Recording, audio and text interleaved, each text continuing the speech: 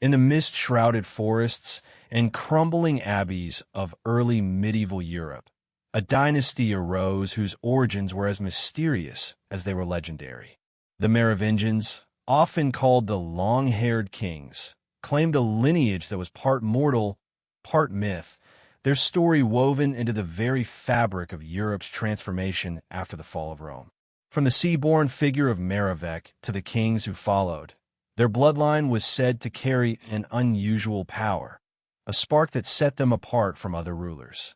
They were not merely kings. They were living symbols of a sacred continuity, their authority entwined with ritual, divine favor, and ancestral legacy. Even as the Roman Empire crumbled, leaving chaos in its wake, the Merovingians established themselves among the Frankish tribes, rising through both warfare and cunning alliances. Their emergence was marked by feats of strategy, brutality, and charisma, yet always framed within a narrative that elevated them above mere mortals. Every crown worn, every conquest claimed, and every sacred ritual performed was a statement. The Merovingians were chosen, carrying a bloodline that demanded recognition, obedience, and awe. Legends of their semi-divine ancestry and sacred long hair spread far and wide, creating an aura that blurred the line between reality and myth.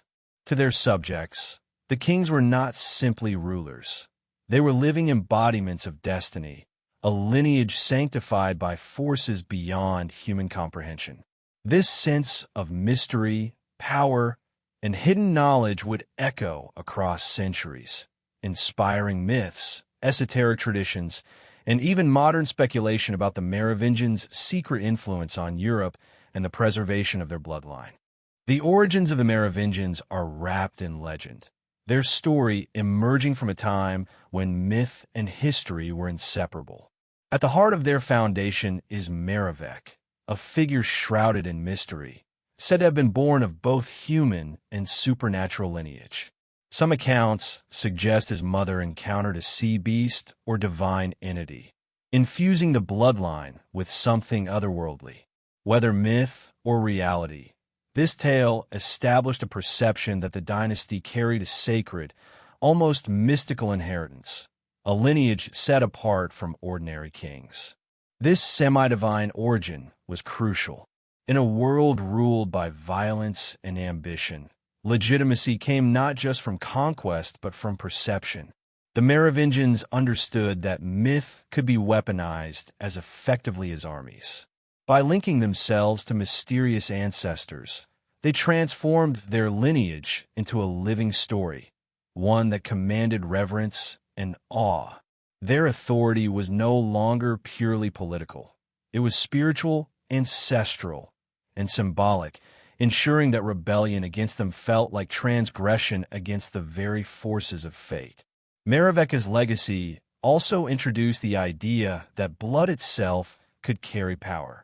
In later centuries, this belief would become central to the Merovingian identity, influencing rituals, marriages, and even the symbolic significance of their long hair. Every king was not only a ruler, but a custodian of this sacred heritage, responsible for preserving the line and its hidden potency. The mythic origins of the Merovingians set the stage for centuries of intrigue, as chroniclers, rival dynasties, and secretive orders speculated on the true nature of their bloodline.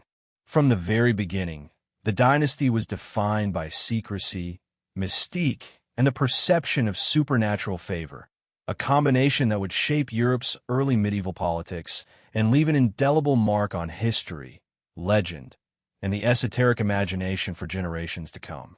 The rise of Clovis I marked the turning point not only for the Merovingian dynasty, but for the very shape of early medieval Europe. Born around the year 466 CE, Clovis inherited a kingdom fragmented by tribal divisions and rival chieftains. Yet from these scattered beginnings, he emerged as a figure whose ambition and cunning would unify the Frankish tribes, transforming a collection of feuding clans into a centralized power that could rival even the fading remnants of the Roman world.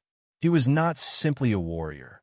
He was a visionary, one who understood that legitimacy came not only from the sword but from something deeper, a connection to divinity, tradition, and the collective imagination of his people. Clovis' early campaigns were brutal and calculated. He confronted neighboring tribes, absorbed their territories, and consolidated power with a combination of strategy and sheer force. But what truly distinguished him from other kings of his era was his ability to weave politics and religion into a single, unbreakable tapestry.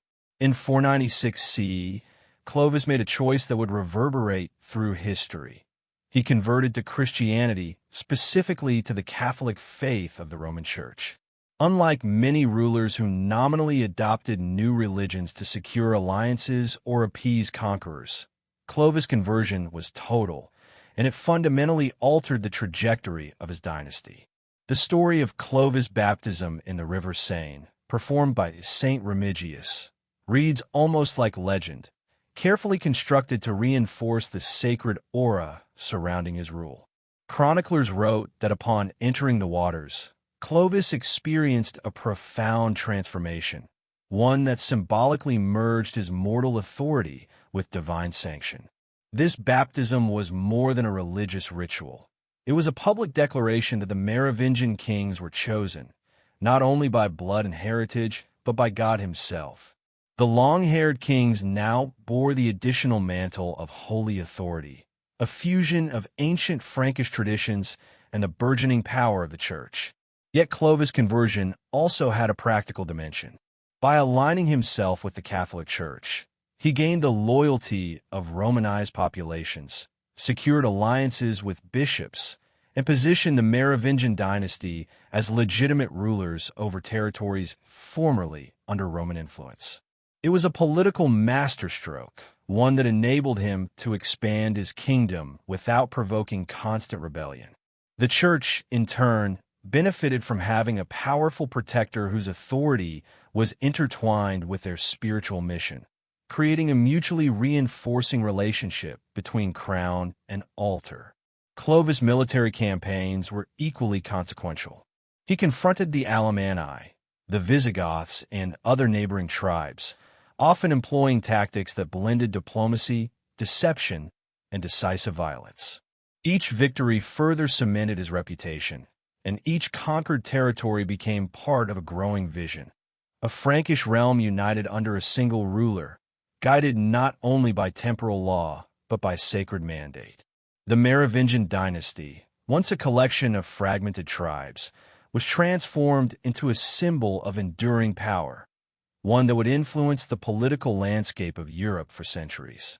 Amidst the political maneuvering, Clovis' personal charisma and leadership style became legendary.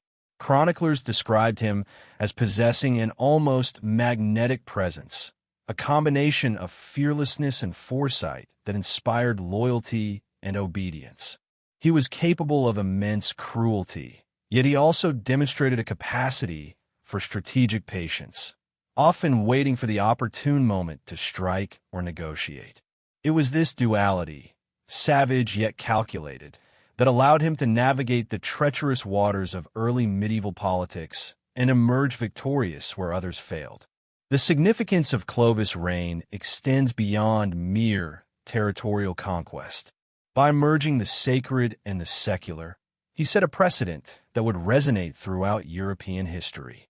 The Merovingian kings were no longer just warriors.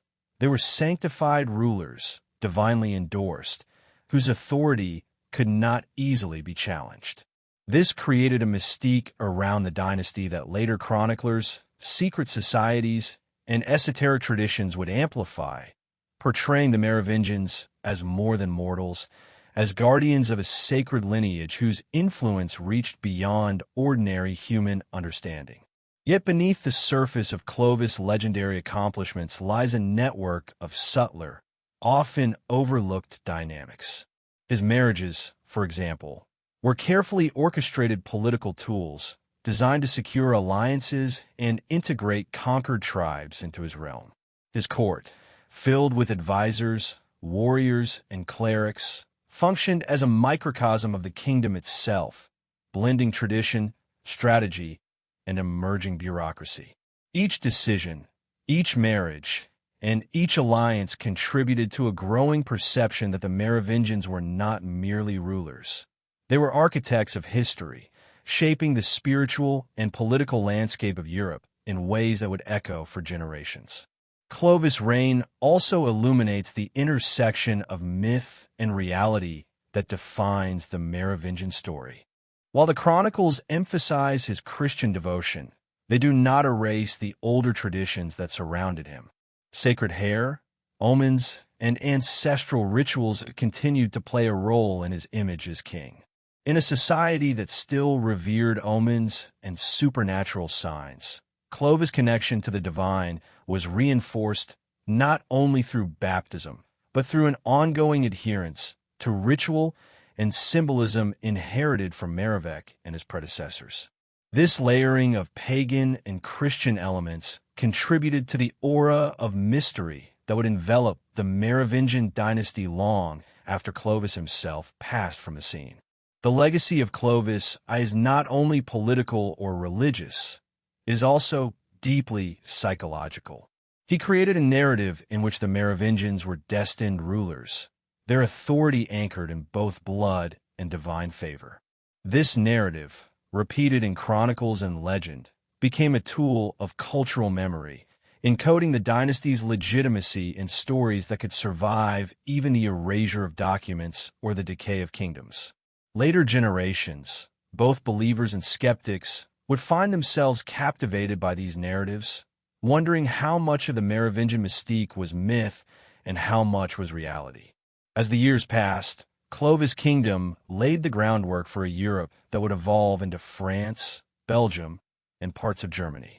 The Merovingian dynasty, born from a strange and mystical origin, had achieved political cohesion and spiritual authority in ways that rivaled the most celebrated empires of history. Yet despite the apparent stability, shadows lingered. Rivals, both internal and external, continued to challenge the dynasty. Political intrigue, assassination plots, and religious conflicts simmered beneath the surface, reminding us that the Merovingians' sacred mandate did not render them invulnerable. Instead, it made them targets of envy, fear, and eventual suppression by those who sought to control the flow of power and memory. Through Clovis' eye, we see the Merovingians at their most potent, a dynasty capable of uniting tribes, commanding loyalty, and intertwining myth, religion, and political authority in a way that would define Europe for centuries. He embodies the duality of the Merovingian legacy, both real and mythic, historical and esoteric, powerful yet vulnerable. The echoes of his reign can still be traced in the legends, genealogies, and hidden theories that surround a Merovingian line, offering a tantalizing glimpse into a dynasty that, even centuries later, continues to inspire fascination, speculation, and awe. Clovis' story is a reminder that history is rarely linear, that the past is often shaped as much by perception and belief as by deeds and dates. In understanding Clovis' eye, we begin to understand the forces that elevated the Merovingians from tribal kings to symbols of divine and temporal authority. A dynasty whose story, though obscured by time and secrecy, remains an irresistible enigma waiting to be uncovered. The Merovingian kings were called the long-haired kings for a reason, though the significance of their hair went far beyond mere appearance. It was not a fashion choice, nor simply a marker of status. It was a symbol, a sacred emblem that set them apart from all other rulers. In a society steeped in ritual and superstition, hair was a living thread connecting the king to divine power, to ancestral spirits, and to the land he ruled. To cut it was to sever that connection, and so the Merovingians allowed their hair to grow long, flowing freely as a visible sign of authority, sanctity, and mystery. This was not mere symbolism for show. Contemporary accounts, fragmentary as they are, describe the awe with which subjects viewed the Merovingians. Their long hair shimmered in sunlight and firelight alike, and chroniclers claimed it was as if the very crown of God rested upon their heads. Some said that the king's hair radiated a kind of supernatural light, a faint halo that distinguished them from ordinary men. Others believed it carried ancestral memory, encoded with the wisdom of generations long past. It became a living, breathing symbol of the Merovingian line, a thread connecting past, present, and future in one continuous strand. Sacred hair was part of a broader system of ritual and symbolism that imbued Merovingian rule with almost mystical authority. Their rituals, battles, and public appearances were orchestrated to convey not just political dominance, but spiritual legitimacy. Hair, in this context, was more than physical. It was an active element in the projection of power. It communicated that the king was set apart, chosen not merely by the people, but by forces beyond the human realm. When a Merovingian ruler's hair was seen, it was a reminder that he carried the weight of destiny itself. But the power of the long hair went deeper still into the realm of the esoteric. Some researchers believe it acted as a symbolic form of genetic awareness, an unconscious recognition of lineage and inherited traits. In a time before DNA, the body became a canvas for marking what mattered most, who had the right to rule, and whose blood carried sacred authority. By letting their hair grow unchecked, the Merovingians were broadcasting their connection to something larger than themselves, something that could not be measured by armies or laws alone. Legends surrounding the hair are both striking and persistent. One story tells of a Merovingian king whose hair was cut against his will during captivity, rendering him powerless and stripped of divine protection. Another account speaks of rituals in which the hair was touched by priests or consecrated oils, further imbuing it with mystical qualities. To the uninitiated, these may seem like fanciful superstition. Yet to those who observed, recorded, or participated in these practices, hair was a tangible manifestation of sacred bloodline, a living signal that the king was not just a man, but a custodian of hidden forces. The Merovingians' sacred hair also functioned as a boundary marker, distinguishing the dynasty from other rulers who relied solely on arms, lineage, or wealth. In a Europe of warring tribes and fragile allegiances, it was a form of identification more powerful than documents or seals. It was visible, symbolic, and instantly recognizable, reminding subjects and rivals alike that the Merovingians were not ordinary kings. They were chosen, elevated, and different in ways that transcended mortal authority.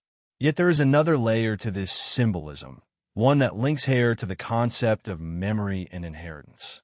In many cultures, hair carries the essence of life. It grows, it endures, it preserves traces of the individual even after death. For the Merovingians, long hair may have been more than ceremonial. It may have been perceived as a living archive of ancestry, a strand connecting them to their semi-mythical founder, Merovec, and to the sea-born origins that gave the dynasty its mystique. It was a visible line of continuity, a reminder that the past lives on in the present, in the ruler, and by extension, in the kingdom itself. The significance of long hair extends beyond symbolism into the psychological realm. Subjects and rivals internalized the message that these kings were different, touched by forces that could not be comprehended, let alone challenged lightly. It created a subtle but powerful influence. People obeyed not merely because of fear or law, but because of a sense that these rulers were, in some ineffable way, sacred.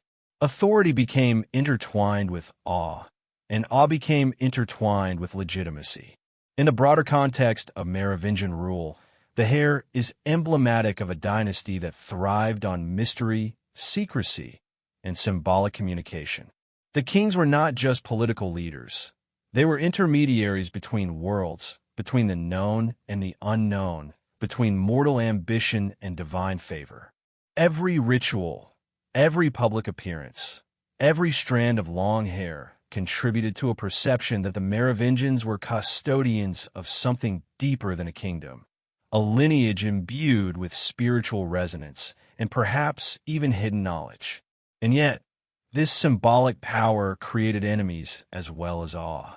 Rivals understood that to defeat a Merovingian king was not only a matter of force, but of undermining the sacred authority that set him apart. This awareness may have contributed to the eventual decline of the dynasty, as church-backed successors and political rivals sought to erase or suppress the symbols that gave the Merovingians their mystique. Cutting the hair, replacing rituals, and rewriting histories were all tools in a subtle but effective campaign to neutralize the sacred aura surrounding the dynasty. Despite attempts at erasure, the long hair remains one of the most enduring images of the Merovingians. It is referenced in chronicles, studied in historical analyses, and even appears in modern esoteric theories about sacred bloodlines. In a way, it functions as a visual metaphor for the dynasty itself, enduring, resilient, mysterious, and impossible to ignore. Just as the hair grows and persists, so too does the legacy of the Merovingians, weaving through centuries of history, myth, and speculation, an unbroken strand connecting past to present, legend to reality.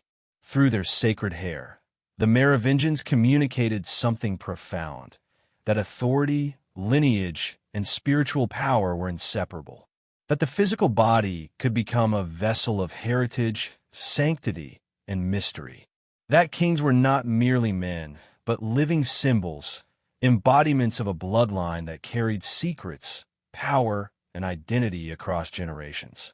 The long hair was not decoration, it was declaration. It announced to the world that the Merovingians were special, chosen, and enduring in ways that would echo long after the last king was gone.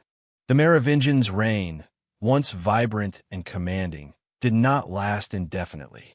Power, no matter how divine it appears, is always fragile, and the dynasty that had united tribes, wielded sacred symbols, and intertwined authority with the divine eventually encountered forces determined to reshape the political and spiritual landscape of Europe.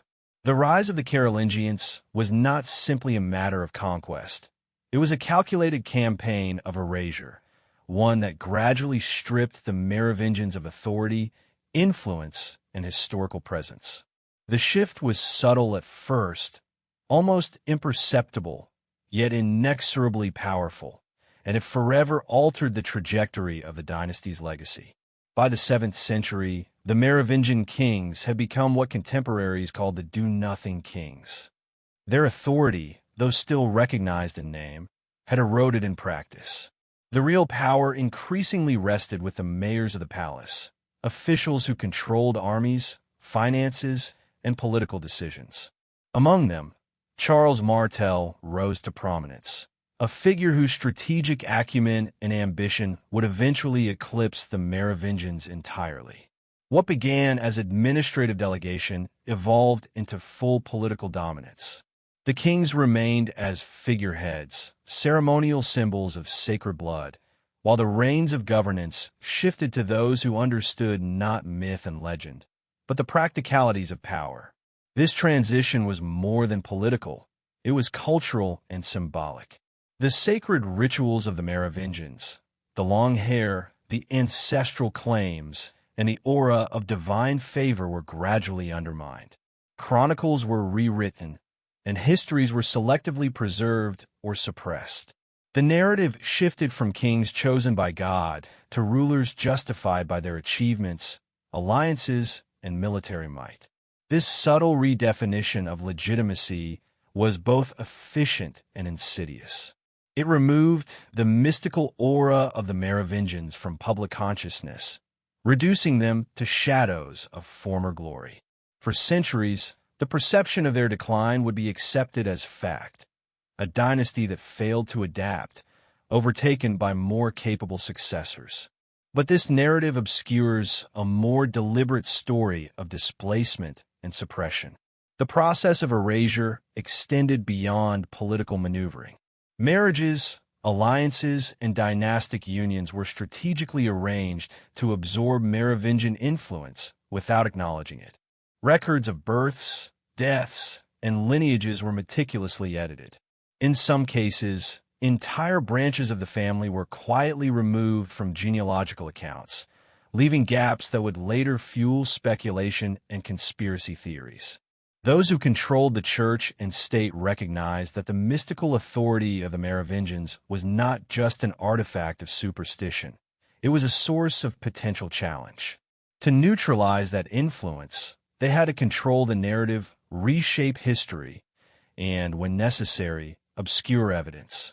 Yet, even in decline, the Merovingians remained an object of fascination and fear. Legends persisted of hidden heirs, secret marriages, and surviving bloodlines scattered across Europe. These tales were often dismissed by mainstream historians, but in private circles, they were treated with grave seriousness. Clerics, chroniclers, and even some nobles whispered of descendants who had escaped, of sacred knowledge preserved in secret, and of the possibility that the dynasty's influence had merely shifted into unseen channels. The disappearance of power in public view did not necessarily equate to extinction.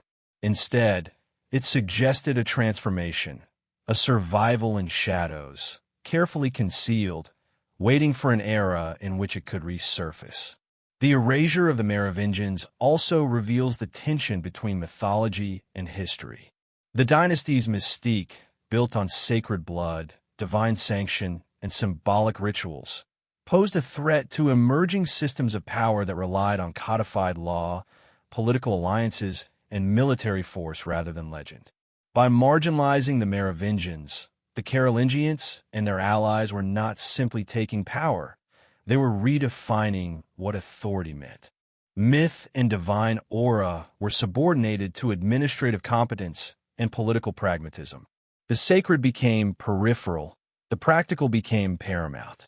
Yet in doing so, they inadvertently preserved the allure of the Merovingians as a forbidden, enigmatic force, a lineage whose significance could not be fully acknowledged, yet whose influence continued to haunt memory. This period also illuminates the interplay between religious authority and royal power.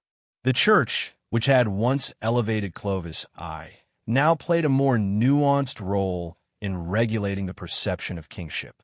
By endorsing the Carolingians and curtailing Merovingian claims, the church positioned itself as the ultimate arbiter of legitimacy. Sacred rituals, long hair, and ancestral claims were no longer sufficient to guarantee authority. Approval of the church became essential. This shift highlights a recurring theme in European history. The control of narrative is as potent as control of armies. By shaping how history was recorded and remembered, the church and political elites could suppress entire dynasties while leaving them partially intact, both real and imagined. Despite the deliberate marginalization, Merovingian bloodlines did not vanish entirely. While the kings themselves were reduced to ceremonial figureheads, their descendants likely survived in private estates, lesser noble families, and intermarried lineages. These hidden branches, often obscured from public record, became the seeds for centuries of speculation. Were they mere relics of a bygone era, or carriers of a sacred and enduring lineage whose influence persisted in secret? The ambiguity fueled esoteric traditions, Grail legends, and, much later, modern theories of hidden bloodlines. The story of the Carolingian coup, therefore, is not simply one of conquest. It is a story of strategic displacement, cultural suppression, and selective memory. It demonstrates how power is not only seized, but also shaped through control of narrative and symbolism. By neutralizing the Merovingians publicly, those who rose in their place ensured stability in the immediate political sense, but they also created a vacuum that would echo through the centuries. A vacuum filled with mystery, speculation, and the persistent question of what truly happened to this sacred dynasty. In understanding the fall of the Merovingians, one sees the dynasty at a paradoxical moment, simultaneously diminished and immortalized. Their sacred rituals, their long hair, and their semi-divine myths were stripped of political potency. Yet these very elements became the seeds of enduring fascination. In their absence from power, the Merovingians became more than history. They became legend, a shadow lineage that inspired curiosity, reverence, and fear.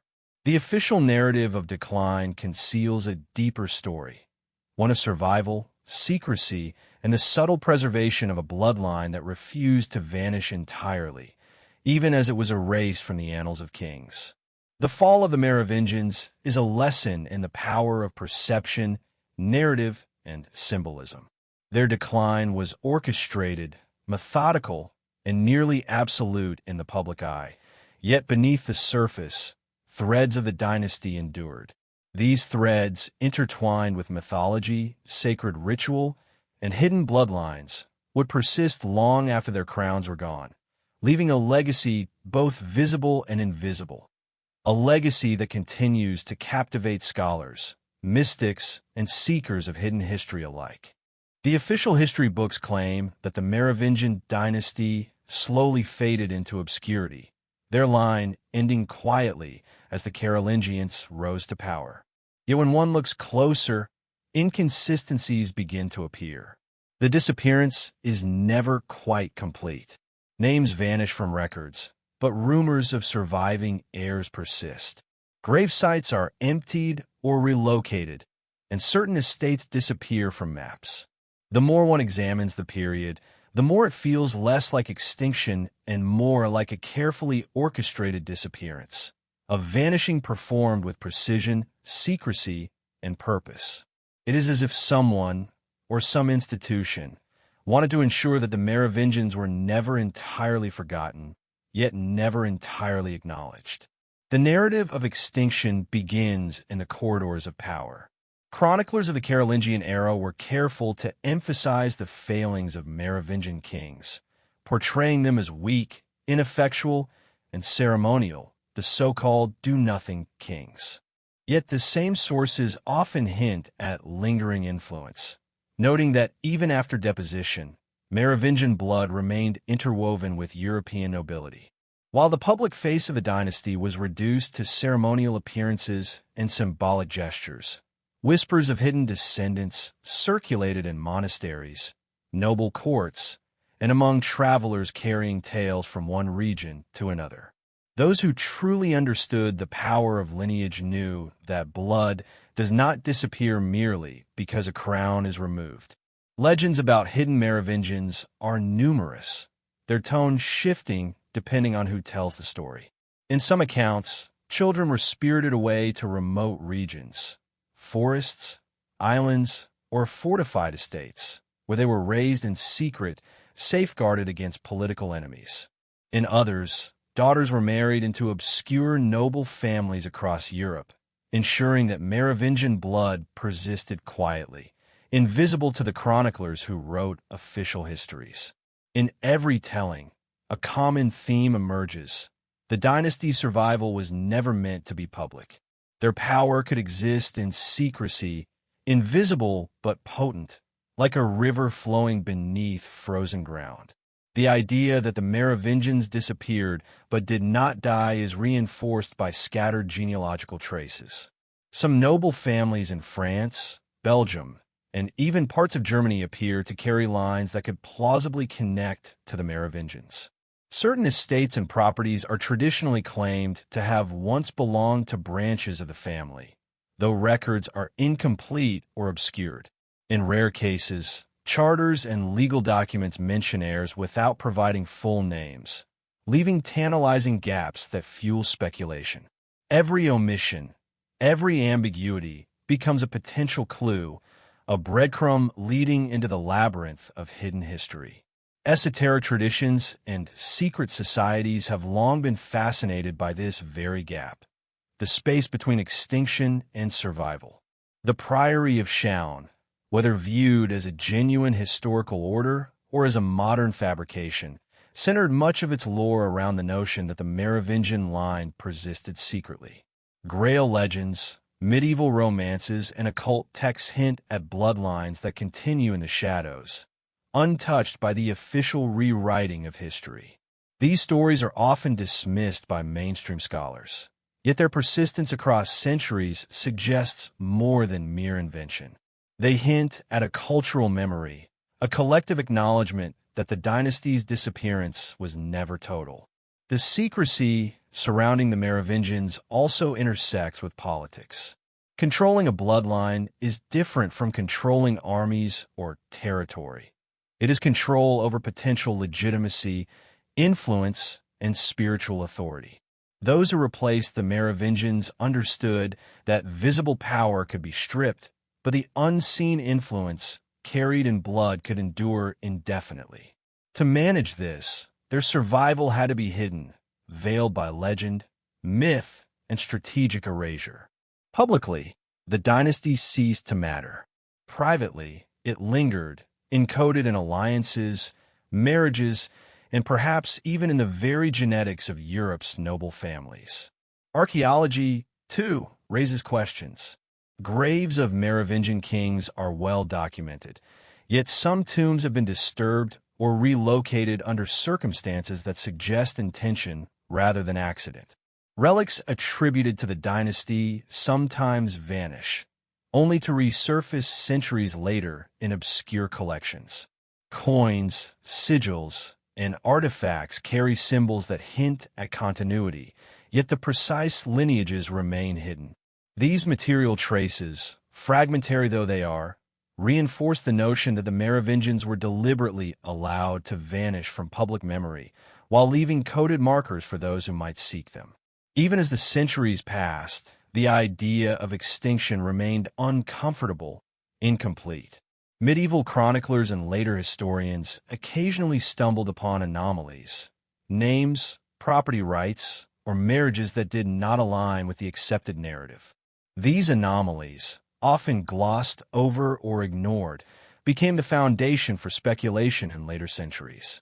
By the Renaissance and early modern periods, scholars and esoteric thinkers were piecing together the possibility that the Merovingians had not truly disappeared, that the line might still be alive, preserved not in crowns or thrones, but in secrecy, myth, and blood. The story of the Merovingians' disappearance is therefore not a tale of failure, but of transformation. Public power was lost, yet the essence of the line persisted, migrating into hidden corners, weaving into unsuspected families, and leaving a trail that only the most patient and curious could follow.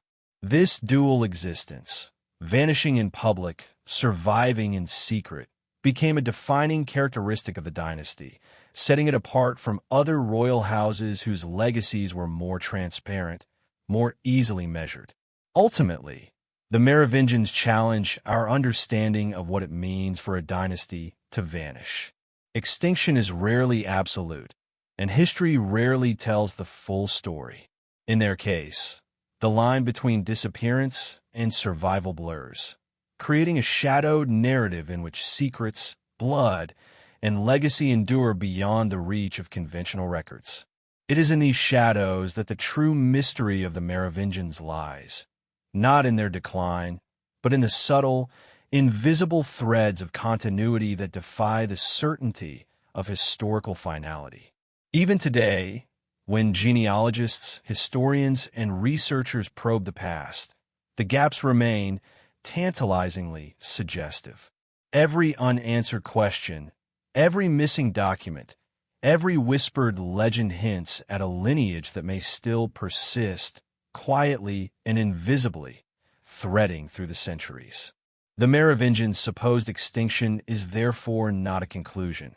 It is an invitation, a doorway into hidden history, and a reminder that power, influence, and identity do not always vanish simply because the crown has fallen.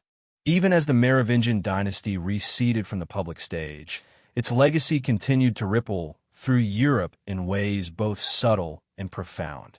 While the Carolingians wielded the visible power of kingship, the Merovingians lingered like a shadow across the continent, a shadow that many later chroniclers, scholars, and mystics would seek to trace.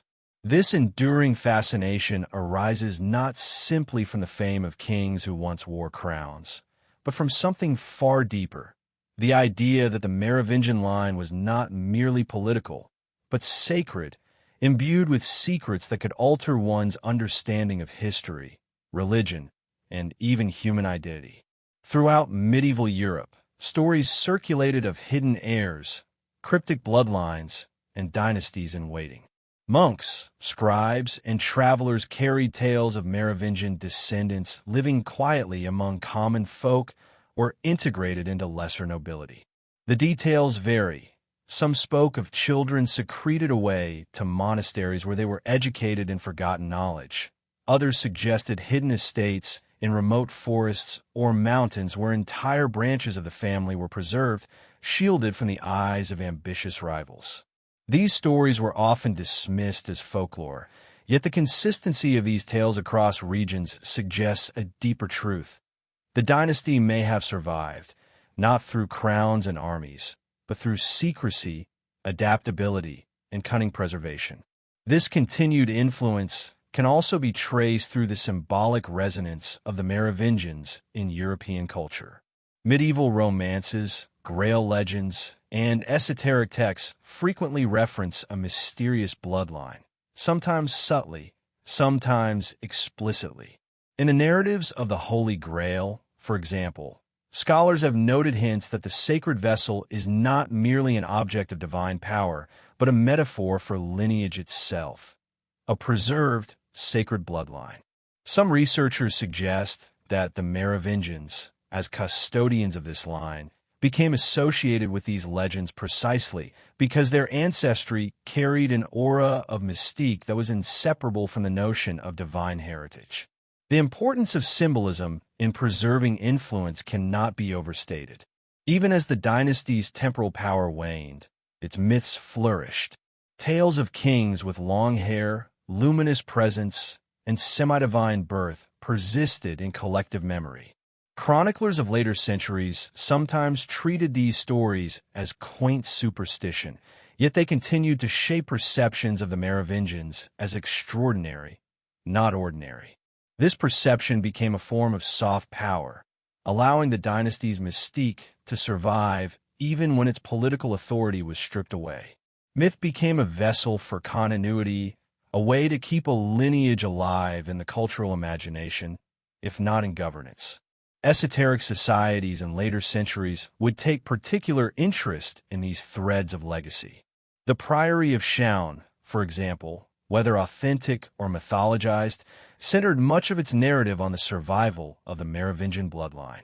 Scholars and conspiracy theorists alike have pointed to documents and cryptic writings suggesting that the line did not vanish with the last reigning king, but persisted, intentionally hidden, its secrets encoded in symbols, rituals, and carefully managed genealogies. Here, the line between history and legend blurs. The question is no longer simply who ruled, but who might survive in silence, influencing events from the shadows. The fascination with Merovingian bloodlines also intersects with early notions of genetics and heredity, long before modern science provided the vocabulary to describe DNA. In an age when lineage was intimately tied to divine favor and political legitimacy, blood was not just biological. It was symbolic, sacred, and powerful. By preserving certain marriages, securing alliances with distant nobility, and maintaining the secrecy of surviving branches, the Merovingians may have ensured that their influence continued through generations, even as their crowns were stripped away. The physical trace of their line, hidden in blood and bone, became a kind of living archive, silently enduring where written records could be altered or destroyed. This idea of hidden continuity explains the persistent fascination with the dynasty in both scholarly and popular imagination. Historians encounter fragments, anomalous genealogies, unexplained inheritances, and references to mysterious heirs that do not fit the official narrative of extinction. These fragments, often overlooked or dismissed, become the foundation for modern investigations, feeding curiosity about the survival of a sacred line. Each discrepancy, each gap in the historical record, invites speculation. Might the Merovingians have orchestrated their own survival, retreating from the public eye while maintaining a private, enduring presence in European nobility? The concept of secrecy as survival extends to the cultural symbols associated with the dynasty. Sacred hair, long thought merely ceremonial, may have functioned as a public identifier of a deeper power, an unbroken line of heritage that could survive hidden. Similarly, artifacts, relics, and manuscripts associated with the Merovingians often disappeared from public record, only to reappear centuries later in obscure collections or private holdings. These material traces, when considered alongside legend and genealogy, suggest that the dynasty may have been deliberately concealed, its legacy encoded rather than erased. The line was not destroyed. It was hidden, protected, and remembered through symbolism, ritual, and myth. The influence of the Merovingians also echoes in the politics of legitimacy. For centuries, European rulers grappled with the idea of hereditary right, divine favor, and symbolic authority. The dynasty's example offered a model for understanding how bloodlines could confer intangible power, even when tangible control was lost. It introduced the notion that kingship and influence are not purely defined by armies or territory, but by perception, ritual, and continuity. This duality, visible authority versus hidden power, remains a recurring theme in European history, from secret marriages to clandestine heirs, and the Merovingians serve as a prime example of its enduring potency. Modern fascination with the Merovingians is equally telling. From scholarly research to popular media, the idea of a hidden, sacred lineage captivates imaginations. DNA studies, historical reconstruction, and even fictionalized accounts probe the possibility that the line persists, tracing a path from the semi-mythical sea-born Merovec to today. Whether one accepts these theories literally or symbolically, they reflect a deep-seated curiosity about the persistence of influence, the endurance of mystery, and the ways in which power can survive invisibly through generations. The legacy of the Merovingians, therefore, is not limited to the pages of history. It inhabits a liminal space between myth and reality. Their line may have vanished from thrones, yet continues to exist in stories, symbols, and perhaps in blood itself. The dynasty's survival, hidden, subtle, and persistent, invites questions about the nature of legacy, the meaning of sacred lineage, and the ways in which history can be manipulated, obscured, and remembered selectively. The Merovingians endure not through crowns or armies, but through the invisible threads of influence, weaving across time and memory, quietly shaping the narrative of Europe long after the last king's hair fell. In tracing this hidden influence, one begins to understand why the Merovingians remain a focal point for those drawn to esoteric history, secret knowledge, and the mysteries of bloodlines. They are a testament to the idea that power does not always disappear when it is no longer visible. It merely shifts, often becoming more potent when hidden. The dynasty's enduring shadow challenges our understanding of what it means to survive, what it means to leave a legacy, and what it means for history to be written and rewritten over the centuries. The allure of the Merovingian bloodline extends beyond the pages of chronicles and genealogical records. For centuries, whispers of their hidden descendants have intersected with one of the most enduring legends of Europe, the Holy Grail. Far from a simple cup of medieval romance, the Grail, in many interpretations, represents something far more profound. A symbol of lineage, a repository of sacred blood, and the secret continuity of a divine or semi-divine heritage. Some esoteric scholars propose that the Merovingians themselves were intimately connected to this hidden Grail tradition, not as seekers, but as its custodians. In this view, The dynasty was more than political rulers. They were guardians of a secret that linked blood, spirituality, and legitimacy across generations. These theories are not purely speculative. Within the fragmented evidence of medieval manuscripts, obscure parchments, and cryptic references, there are repeated motifs linking sacred lineage to the Grail. Certain texts suggest that the bloodline of Merovec, semi-mythical founder of the Merovingians, was believed to carry a divine spark, a genetic signature that distinguished the family from ordinary rulers. This spark was often described in symbolic language. Terms like divine blood, sacred line, or descendants of the sea-born king. Over time, such ideas were encoded into the mythology of the Grail, blending Christian, pagan, and folklore traditions into a narrative that subtly preserved the notion of hidden power and continuity. The Grail legends, particularly those of the High Middle Ages, are filled with references to guardians, secret knowledge, and the preservation of sacred blood. Knights, monks, and chroniclers often hinted that the object of quest was not merely physical. It was genealogical, spiritual, and esoteric. In this context, the Merovingians are sometimes interpreted as the human link to this lineage. Their long hair, their semi-divine origins, and the meticulous preservation of their bloodline all contribute to a pattern suggesting that the dynasty was intended to be more than temporal rulers. They were living vessels of a mystery encoded in flesh and history. The intersection of Merovingian lineage and Grail symbolism also helps explain the persistent secrecy surrounding the dynasty. If the kings were custodians of a sacred or semi-divine line, the public removal of their power would need to be complemented by careful concealment of surviving descendants. To preserve such a line, marriages, estates, and genealogical records would have to be managed meticulously, ensuring that the sacred blood endured without attracting the attention of those who might disrupt it. The result is a pattern of deliberate erasure from public memory, combined with subtle hints and coded symbols scattered throughout texts, artifacts, and heraldry, a secret carried in plain sight for those trained to perceive it. Artifacts and symbols associated with the Merovingians often bear esoteric significance.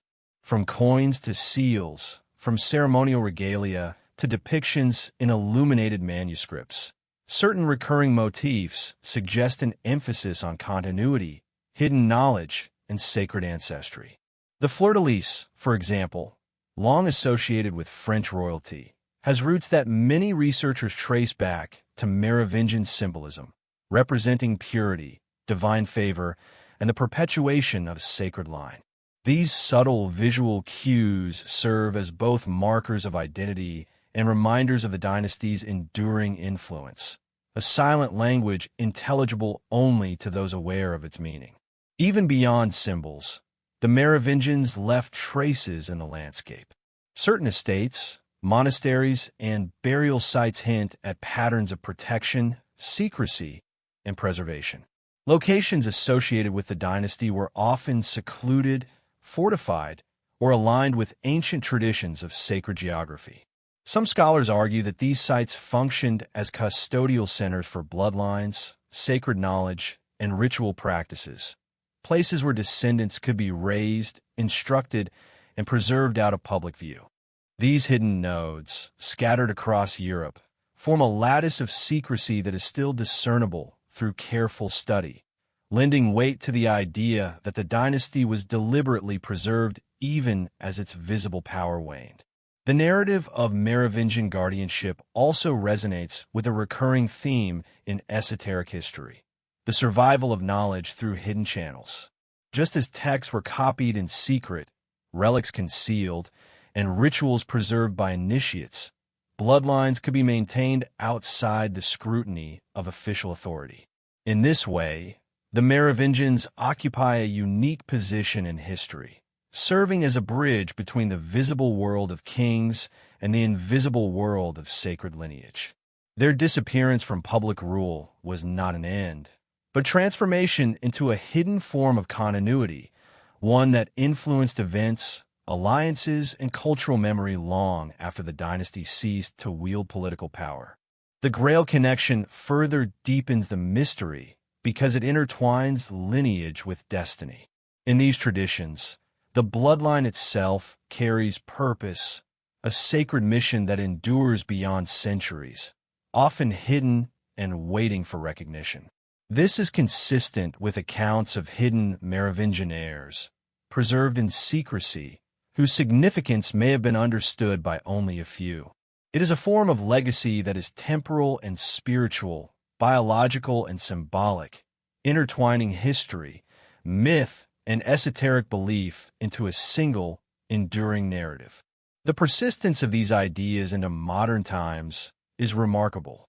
Even today, researchers, historians, and enthusiasts explore the possibility that descendants of the Merovingians exist, carrying traces of a sacred line that began with Merovec. DNA studies, genealogical reconstruction, and historical investigation all attempt to trace a path that has been deliberately obscured for centuries. While conclusive evidence remains elusive, the pattern of secrecy, symbolism, and legend points to a lineage that was never entirely extinguished, a line that may continue to exist, invisible yet potent, woven into the fabric of European nobility and collective memory. In essence, the Merovingian dynasty exemplifies a dual existence: public extinction and private survival. On one hand, they lost crowns, territories, and the visible trappings of power. On the other, they preserved their essence through hidden heirs, sacred symbols, and mythic narrative. The Grail connection underscores this duality, suggesting that their importance transcended political dominion, touching upon themes of lineage, spirituality, and cosmic continuity. To understand the Merovingians is to confront the interplay between power seen and power concealed, between myth and history, and between the ordinary and the sacred. The dynasty story reminds us that history is never purely chronological. It is layered, symbolic, and often deliberately obscured. Through legends, symbols, and hidden lineages, the Merovingians have left a legacy that continues to captivate, perplex, and inspire. Their connection to sacred bloodlines and possibly to the Grail demonstrates how the past can preserve influence long after public power fades. It is a story of survival, secrecy, and enduring mystery. A story that invites us to look beyond official records and into the shadowed corridors of hidden history, where bloodlines and secrets intertwine in ways both profound and enduring. The Holy Grail has fascinated historians, mystics, and treasure hunters for centuries, but few realize that its legend may be inseparable from the bloodline of the Merovingian kings. While popular culture often depicts the Grail as a golden cup, ancient manuscripts and esoteric texts hint at something far more profound: a symbol of sacred lineage, a vessel not of drink, but of genetic and spiritual inheritance. The Merovingians, known as the long-haired kings of the Franks, were rumored to carry a unique bloodline, one that tied them not only to earthly power, but to divine favor.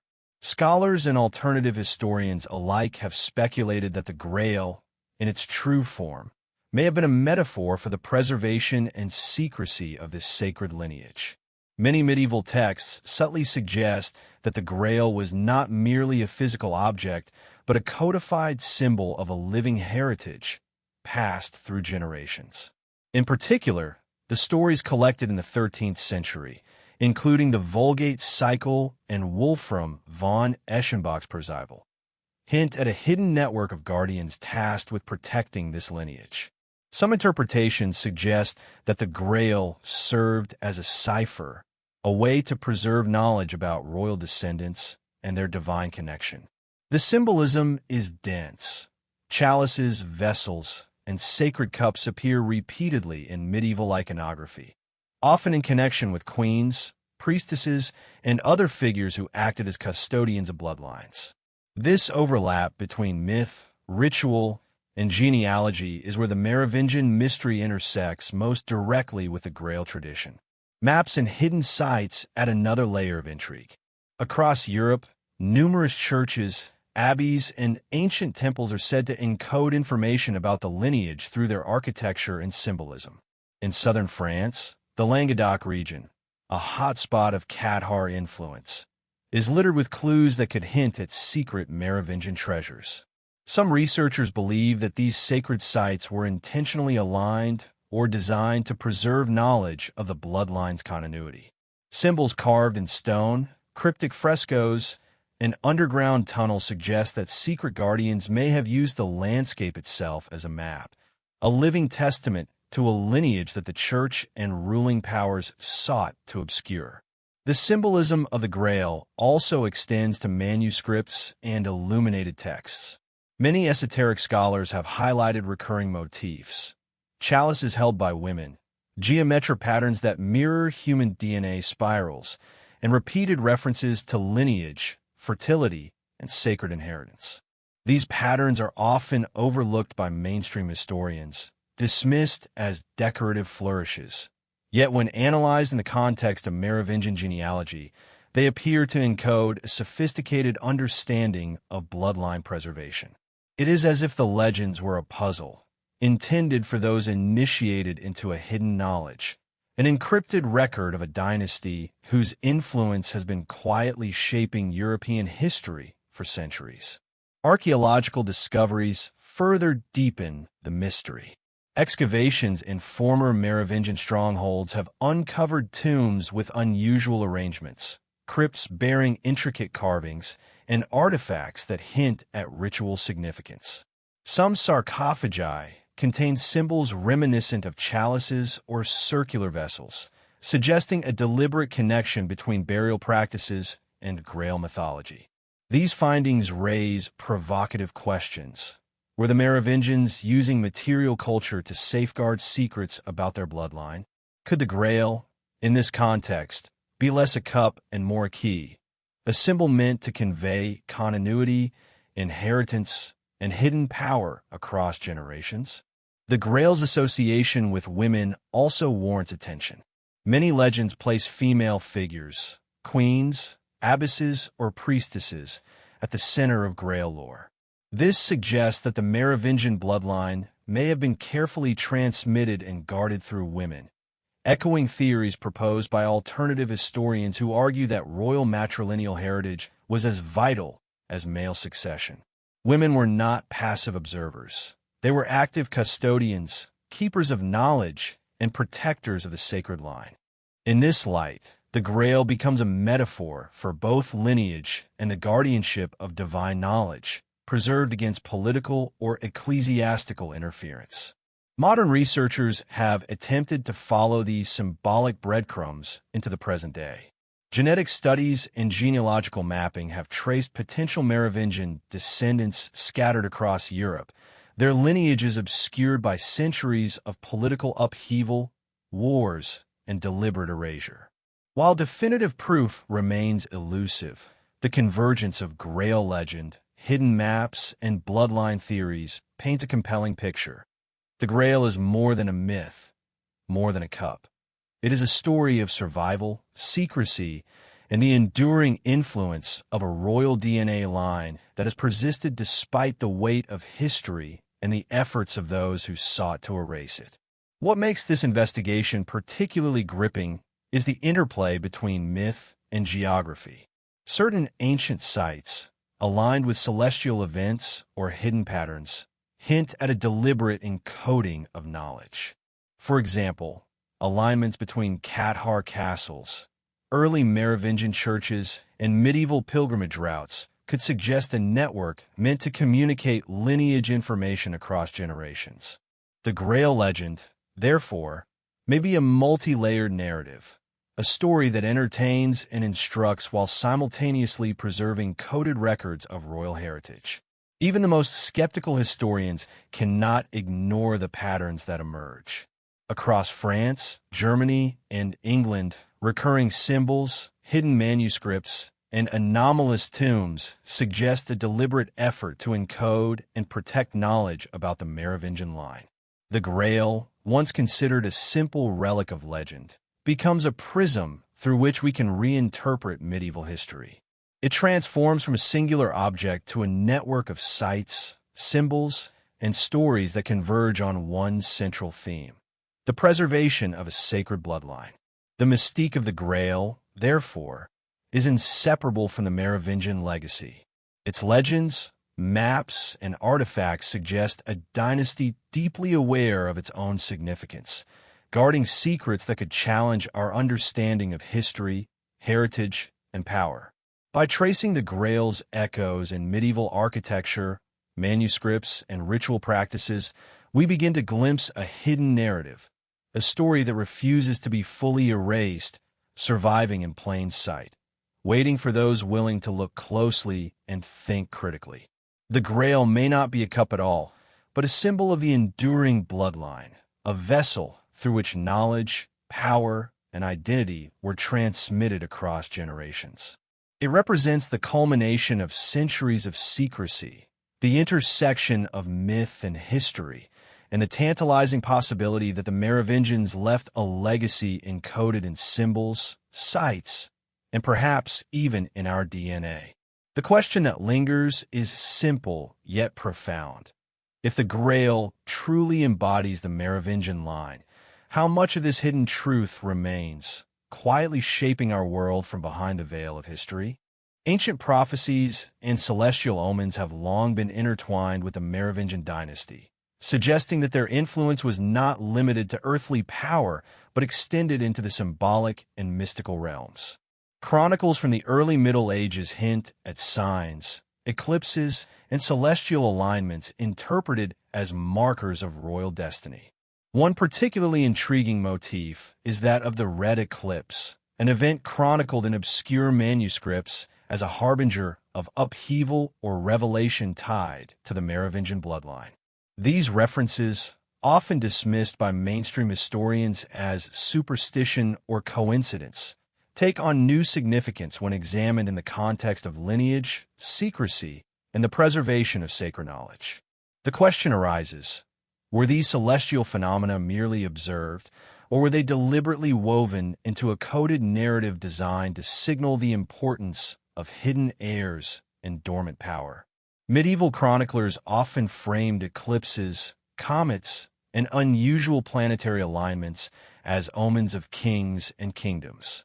In the case of the Merovingians, certain annals describe unusual red or blood-colored celestial events occurring around significant political moments, coronations, deaths, or dramatic shifts in power. While it is tempting to dismiss these as allegorical language, alternative historians argue that they may have served as markers for those initiated into secret knowledge.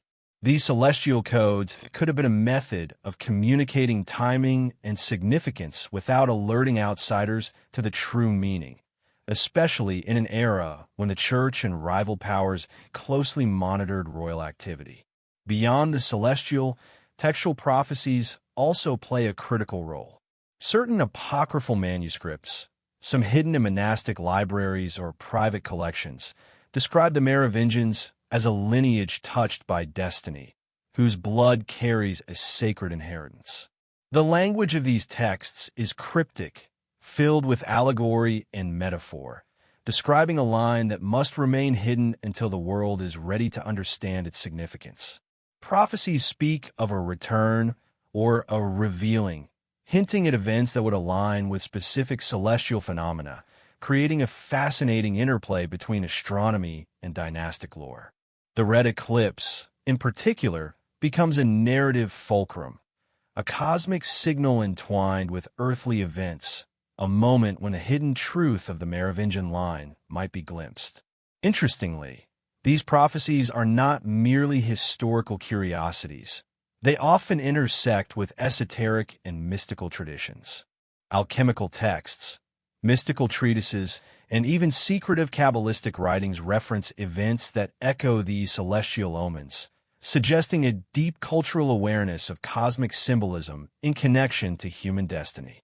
The red eclipse, for example, appears as a recurring symbol in both European and Near Eastern esoteric texts, often associated with transitions of power, spiritual awakening, or the revealing of hidden knowledge. Could it be that the Merovingians, or those who sought to protect their secrets, were not only aware of such celestial cycles, but intentionally linked their legacy to them? The connection between prophecy and geography further deepens the intrigue. Many of the sites tied to Merovingian heritage, ancient churches, crypts, and sacred landscapes, are aligned in ways that could correspond to astronomical phenomena. Some researchers suggest that certain temples or burial sites were constructed with celestial events in mind, creating a network where the movement of the sun, moon, or stars marked important dynastic milestones.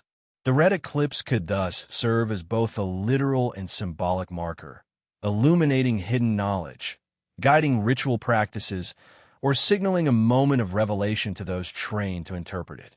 This intricate interplay between the heavens and the earth underscores the sophisticated awareness the Merovingians may have possessed regarding their own sacred lineage. The esoteric dimension also raises compelling questions about timing and secrecy.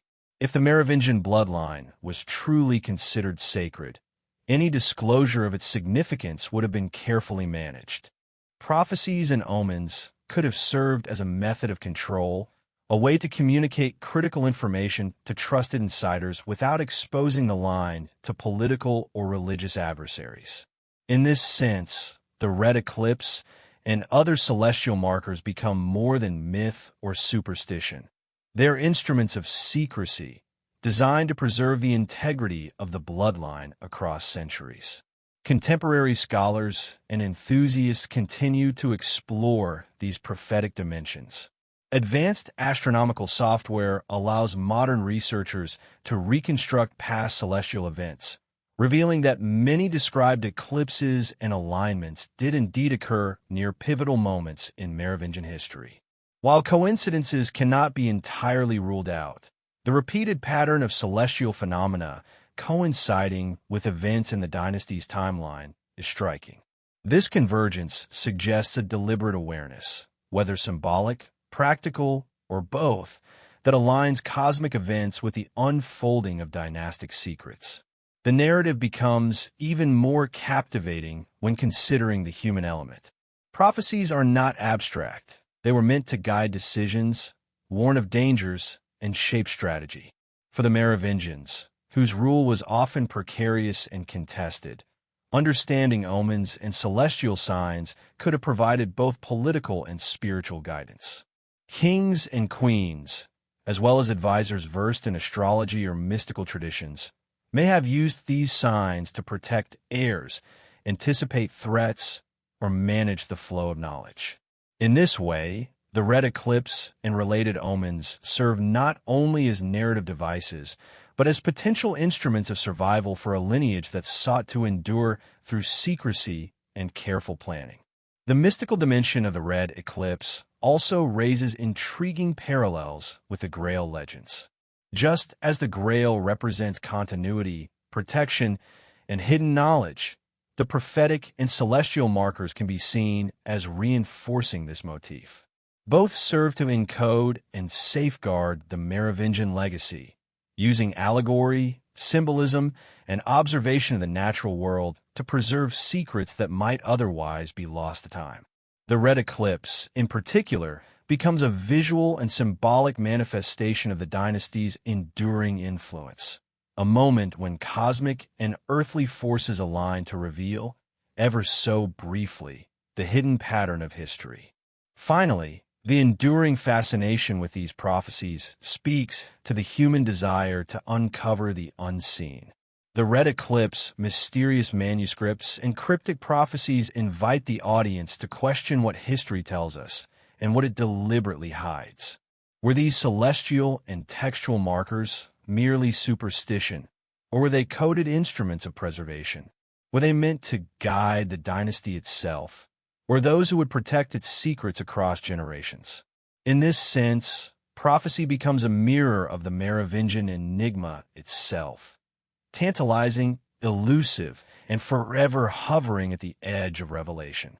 In the end, the red eclipse is more than a historical curiosity or a celestial event. It is a narrative fulcrum around which the Merovingian bloodline, its guardians, and its secret knowledge revolve. It demonstrates the intricate layering of myth, history, and esoteric understanding that defines the dynasty. Through careful observation of the heavens, coded prophecies, and the preservation of lineage, the Merovingians may have ensured that their story, though hidden, would persist. The question that remains for us today is whether we can read these cosmic and textual signals correctly, or whether the true depth of the Merovingian legacy remains forever obscured, waiting for the next red eclipse to illuminate its secrets once more. Beyond myths, prophecies, and hidden bloodlines, there exists the tantalizing question of knowledge lost to time, knowledge that may have been preserved or even created by the Merovingian dynasty. Throughout history, dynasties and secretive elites have been credited with technologies and insights far ahead of their era, from engineering marvels to medicinal and alchemical advancements. The Merovingians, ruling in the chaotic early Middle Ages, were no exception. Scholars and alternative historians have speculated that their influence extended beyond governance, hinting at a possession of knowledge or forbidden technologies that was deliberately suppressed by dominant powers, including the church, later monarchies, and even modern institutions. Artifacts uncovered in Merovingian tombs hint at this hidden expertise. Ornate metalwork, complex mechanical objects, and mysterious inscriptions suggest more than mere craftsmanship. They indicate understanding of principles that modern science struggles to explain in context. Some items resemble early electrical devices or navigational tools, while others are inscribed with cryptic symbols reminiscent of alchemical diagrams. These discoveries raise profound questions. Were these objects ceremonial, or did they serve practical functions now lost to history? And if they were indeed functional, who truly understood their purpose? And why was this knowledge hidden? The possibility of lost technologies extends beyond physical artifacts. Manuscripts and marginal notes from the period hint at advanced techniques in metallurgy, astronomy, and medicine. Certain alchemical texts attributed to Merovingian scribes describe processes that suggest experimentation with elements, compounds, or celestial cycles in ways that seem anachronistic for the era. Modern scientists examining these texts are often puzzled by their precision, the use of unusual terminology, or the implied sophistication of their methods. Some theorists argue that such knowledge may have been intentionally encoded, hidden in allegorical or symbolic language to prevent misuse or to protect the bloodline's advantage. Secret knowledge, it appears, was closely guarded and passed selectively. The Merovingians may have entrusted these insights to a network of initiates, advisors, priestly figures, or even certain women of the court, ensuring that critical technologies, medicinal formulas, or ritual knowledge remain protected. This pattern is reflected in the broader European context. Elite lineages frequently used secrecy to maintain influence. In the case of the Merovingians, this secrecy may have extended to both spiritual and technological domains, creating a dual legacy of power, one rooted in genealogy and the other in esoteric expertise. One area that continues to intrigue researchers is the potential intersection of Merovingian knowledge with astronomical observation. Some artifacts suggest that the dynasty may have understood celestial cycles in ways that allowed them to predict events, calculate calendrical patterns, or even anticipate natural phenomena. These abilities could have been interpreted as divine favor or magical prowess, further reinforcing the mystique surrounding the dynasty. The sophistication implied by these practices raises a compelling question. If they truly had access to this knowledge, how much of it was deliberately concealed from the world, and how much has been permanently lost due to centuries of political and religious oppression? The suppression itself becomes part of the mystery. Following the decline of Merovingian authority, subsequent rulers and religious institutions systematically erased traces of the dynasty's achievements. Tombs were desecrated, artifacts confiscated or destroyed, and manuscripts either rewritten or hidden. Some historians suggest that the Church may have viewed the Merovingians' esoteric and technological knowledge as threatening, particularly if it suggested autonomy, divine bloodline legitimacy, or methods that could undermine ecclesiastical authority. This narrative aligns with broader patterns of historical erasure, where knowledge inconvenient to dominant powers is suppressed under the guise of orthodoxy or superstition. Ritual and symbolic aspects further blur the line between technology and esotericism. Certain Merovingian artifacts appear to serve dual purposes, functional and ceremonial. Chalices, amulets, or devices embedded with geometric patterns may have operated as instruments for measuring, calculating, or focusing energy in ways that modern scholars can only speculate about. Their significance might have been both practical, influencing agriculture, medicine, or construction, and symbolic, connecting the royal bloodline to cosmic or divine forces. Such dual-purpose objects exemplify the Merovingian tendency to intertwine technology with secrecy, ritual, and power. The idea of forbidden knowledge also extends to medicine and alchemy. Some texts hint at sophisticated understanding of herbs, minerals, and chemical processes that could heal or protect, yet the methods are veiled in allegory, coded language, or esoteric symbolism. Alternative historians suggest that this knowledge was preserved for the elite, accessible only to those who understood the lineage, the rituals, or the key to the symbolic language. In this sense, the Merovingians may have acted as custodians not only of genetic heritage, but also of practical knowledge capable of granting advantage in a world of scarcity, conflict, and political intrigue. The legacy of these lost technologies persists even in modern times, often in fragmented or misunderstood forms. Some researchers posit that later European innovations, from Gothic architecture to mechanical engineering, may have drawn upon remnants of Merovingian knowledge passed down through secretive networks. Similarly, certain mystical traditions, esoteric orders, and even clandestine societies appear to echo principles described in Merovingian texts, hinting at the dynasty's long shadow. Whether these echoes are intentional preservations or coincidental reinventions remains a topic of debate, but the pattern suggests that the dynasty's influence may have extended far beyond conventional history books. Perhaps the most tantalizing question is whether this knowledge was deliberately encoded within the bloodline itself. Legends of sacred or divine Merovingian blood suggest that certain abilities, insights, or predispositions could have been inherited, creating a living repository of wisdom. The intertwining of technology, esoteric knowledge, and genetic lineage implies a deliberate strategy to safeguard critical understanding in both material and human forms, impervious to destruction or suppression. If true, this would elevate the Merovingian legacy from a mere historical curiosity to a profound testament of human ingenuity and foresight. In exploring the Merovingians' lost knowledge, we are forced to confront a larger question. How much of history is obscured not by chance, but by design? When artifacts vanish, manuscripts are rewritten, and technologies are lost, it is not always due to neglect. Sometimes, as in the case of the Merovingians, it may have been a deliberate act to protect secrets too powerful, too dangerous, or too sacred to be revealed prematurely.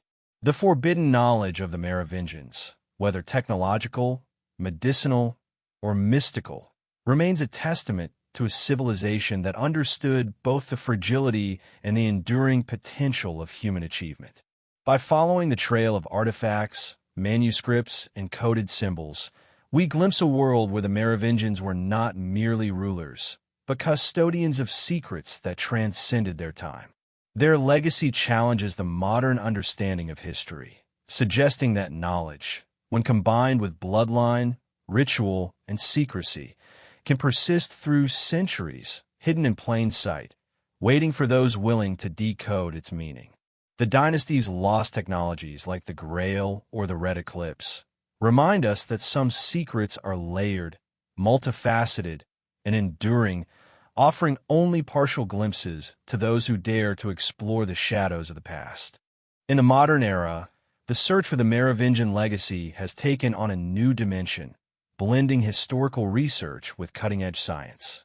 Archaeologists, genealogists, and amateur explorers alike have embarked on quests to uncover the secrets of the dynasty, guided by old manuscripts, cryptic symbols, and increasingly genetic evidence. These modern seekers are driven not only by curiosity, but by the tantalizing possibility that the bloodline, thought lost or obscured for centuries, might still survive today. Unlike the medieval chroniclers or secretive initiates of old, contemporary researchers have tools that were unimaginable even a few decades ago. Advanced DNA analysis, satellite imaging of ancient sites, and sophisticated software to decode historical texts, all of which have transformed the hunt into something both scientific and profoundly mysterious. Expeditions often begin with a journey into archives and libraries, seeking references to Merovingian heirs, forgotten tombs, or obscure prophecies. Hidden within monastic libraries, private collections, and European museums are documents that mainstream historians have either overlooked or dismissed. Some contain genealogical tables that suggest connections between the Merovingians and other European noble families, while others hint at secretive guardians of the bloodline who ensured its survival even in the face of conquest or religious suppression. The thrill of discovery is palpable. Every cryptic note, marginal illustration, or unusual date could be a breadcrumb leading closer to the truth. Fieldwork brings another layer of intrigue. Researchers travel to remote locations in France, Germany, and beyond, retracing the footsteps of the long-haired kings. Excavations at Merovingian sites, from crypts beneath ancient churches to obscure burial mounds in the countryside, have yielded artifacts, burial arrangements, and inscriptions that defy easy explanation. Some objects bear symbols reminiscent of esoteric traditions, while others hint at lost technologies or hidden knowledge, aligning with centuries-old theories of the dynasty's secret expertise. Each discovery is meticulously documented, photographed, and compared against historical records, often revealing patterns invisible to the untrained eye. DNA analysis has added a revolutionary dimension to these explorations. Modern geneticists are tracing Y-DNA and mitochondrial markers to reconstruct family trees that may extend from the Merovingians into present-day Europe. While definitive proof remains elusive, certain markers recur in ways that suggest continuity, raising questions about the fate of royal bloodlines thought extinct. These studies are conducted with painstaking care, often involving comparisons between ancient remains and living individuals who may unknowingly carry fragments of this ancient lineage. The stakes are high. Confirming a modern descendant would not only rewrite the history of European royalty, but also validate centuries of legends that have long been dismissed as myth. The pursuit is not without controversy. Rival teams of researchers sometimes dispute findings, and hoaxes have periodically clouded the field. In some cases, amateur genealogists claim connections based on tenuous evidence, while more established scholars demand rigorous documentation. This tension between skepticism and revelation mirrors the historical conflict between secrecy and disclosure that has defined the Merovingian narrative for centuries. Yet, these disputes often propel the search forward, forcing participants to refine methods, revisit old sources, and remain ever vigilant against deception or misinterpretation. Modern explorers are also guided by the enduring mystique of the Grail, the Red Eclipse, and other symbolic markers. Certain sites, aligned with celestial phenomena or described in medieval texts, are considered potential waypoints in the hidden network of Merovingian knowledge. Pilgrimages to these locations, whether by scientists, historians, or esoteric enthusiasts, often blend rigorous investigation with a sense of spiritual or symbolic discovery. The journey itself becomes part of the narrative. As explorers navigate ancient forests, abandoned abbeys, and cryptic landscapes, they are retracing steps that may have been taken by Merovingian royals, secret guardians, or prophetic figures centuries before. Technological advancements have accelerated the search in unprecedented ways.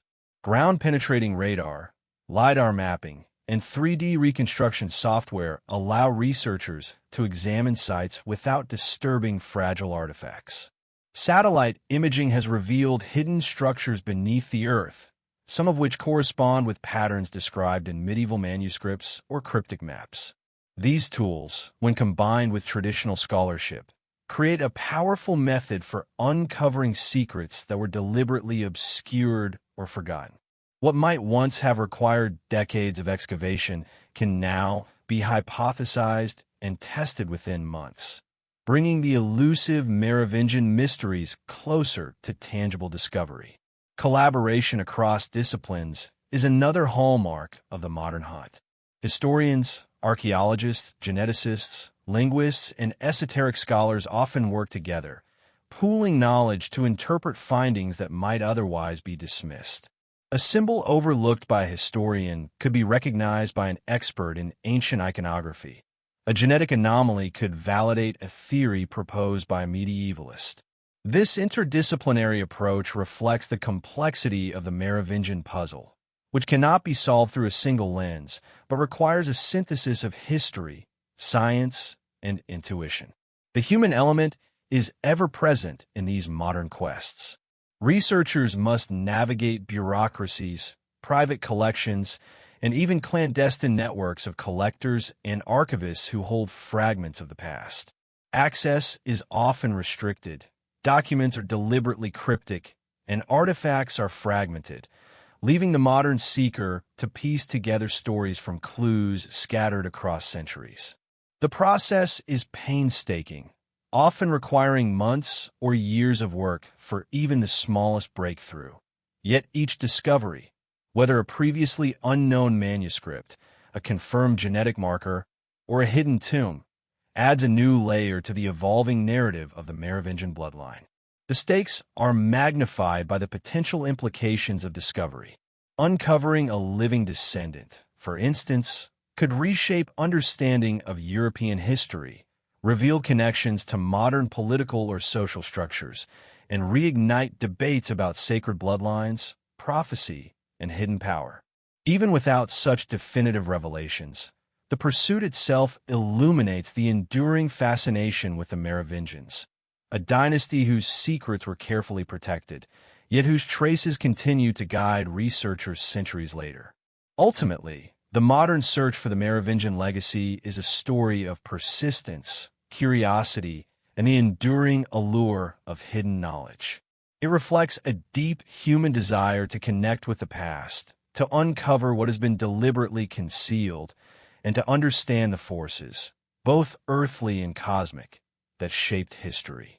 Each expedition, each analysis, and each discovery contributes to a tapestry of intrigue, mystery, and revelation, keeping alive the tantalizing possibility that the Merovingians were not merely a historical footnote, but custodians of secrets that continue to resonate in our world today.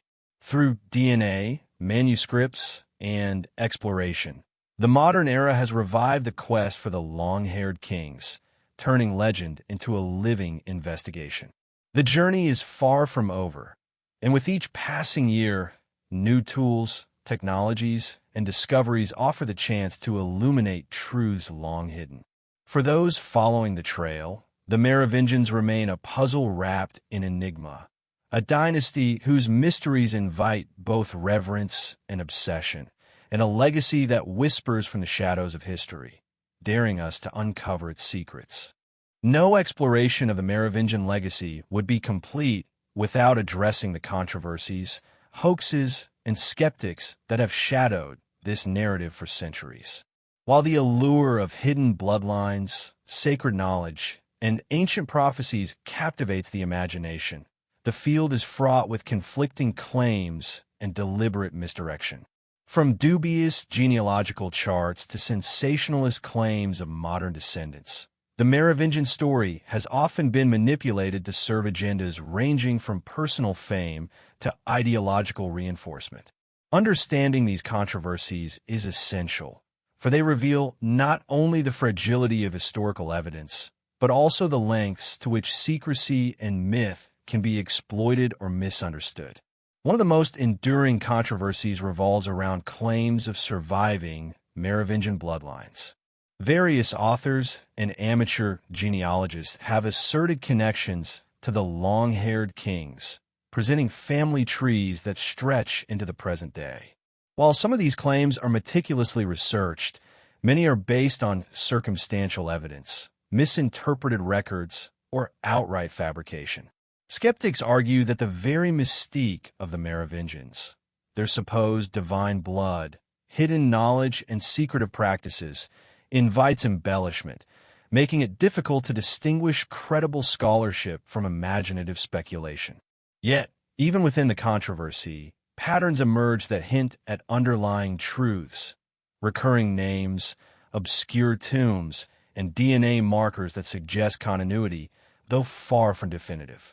Hoaxes have also played a significant role in shaping public perception of the Merovingian legacy. In some cases, forged documents and fabricated artifacts have been presented as proof of hidden knowledge or living descendants.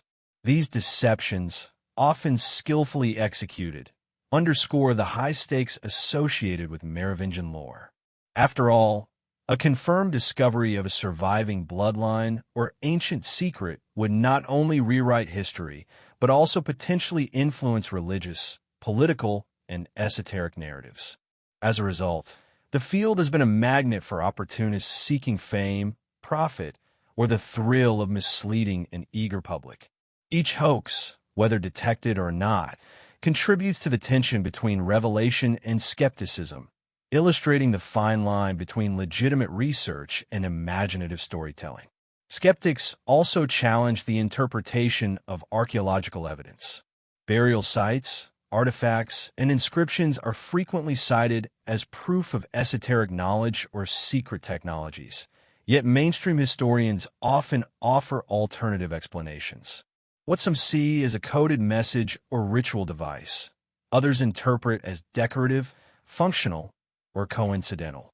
The same tension exists with manuscripts. Texts that enthusiasts claim encode hidden knowledge may, according to skeptics, be allegorical, literary, or symbolic in ways unrelated to the bloodline. These debates highlight a fundamental challenge. The Merovingian story exists at the intersection of history, legend, and interpretation, where certainty is rare and perspective shapes meaning. Prophecies and celestial omens, such as the red eclipse, also generate controversy. While some researchers view these events as deliberate markers of dynastic significance, skeptics argue that they are coincidental or the product of medieval superstition. Indeed, the medieval world was rife with omens, portents, and symbolic storytelling, making it difficult to separate meaningful signals from cultural noise. Yet the recurrence of certain motifs across regions, documents, and timelines invites curiosity, suggesting that even if the interpretation is speculative, there may be an underlying pattern worthy of investigation. This tension between credibility and conjecture fuels both fascination and debate. Academic pushback against Merovingian theories often stems from the risk of sensationalism overshadowing rigorous scholarship. Universities and research institutions prioritize verifiable evidence and reproducibility, yet many aspects of Merovingian investigation, secret bloodlines, esoteric knowledge, and prophetic interpretation, resist conventional methodologies. This creates a divide between mainstream historians, who may dismiss the topic as fringe, and alternative researchers, who treat it as a living puzzle. The result is a landscape where credibility is constantly negotiated, and every claim must withstand scrutiny not only of historical accuracy, but also of methodology, motive, and bias. Media portrayals have amplified both fascination and confusion. Books, documentaries, and online platforms frequently dramatize Merovingian history, emphasizing mystery and conspiracy while sometimes neglecting nuance. While these portrayals attract attention and introduce audiences to lesser-known historical threads, they also risk oversimplification, presenting speculation as fact. Hoaxes and sensational claims are amplified in this environment, making it increasingly difficult for casual observers to distinguish credible research from imaginative storytelling. Yet paradoxically, these dramatizations keep interest alive, ensuring that the Merovingian legacy continues to captivate public imagination and inspire further inquiry. Even within the community of dedicated researchers, debates persist over interpretation and priority of evidence. Some argue that DNA analysis should take precedence, while others focus on manuscript study, archaeology, or esoteric symbolism. Conflicting conclusions can lead to heated disputes, particularly when new discoveries challenge long-held assumptions. These disagreements, though sometimes divisive, are an essential aspect of scholarly rigor. They ensure that claims are tested, methods scrutinized, and interpretations refined. The controversies surrounding the Merovingians, in this sense, are not merely obstacles but integral to the process of discovery, forcing investigators to confront uncertainty and consider multiple perspectives. At the same time, the very existence of hoaxes and skepticism underscores the enduring allure of secrecy. The Merovingian narrative thrives on the tension between what is hidden and what is revealed, what can be proved and what remains elusive. The presence of conflicting claims mirrors the historical reality faced by the dynasty itself, a world in which knowledge was guarded, manipulated, and sometimes distorted to protect the bloodline. In exploring the modern controversies, we are, in effect, participating in the same struggle for understanding that defined the Merovingians' own efforts to preserve their legacy.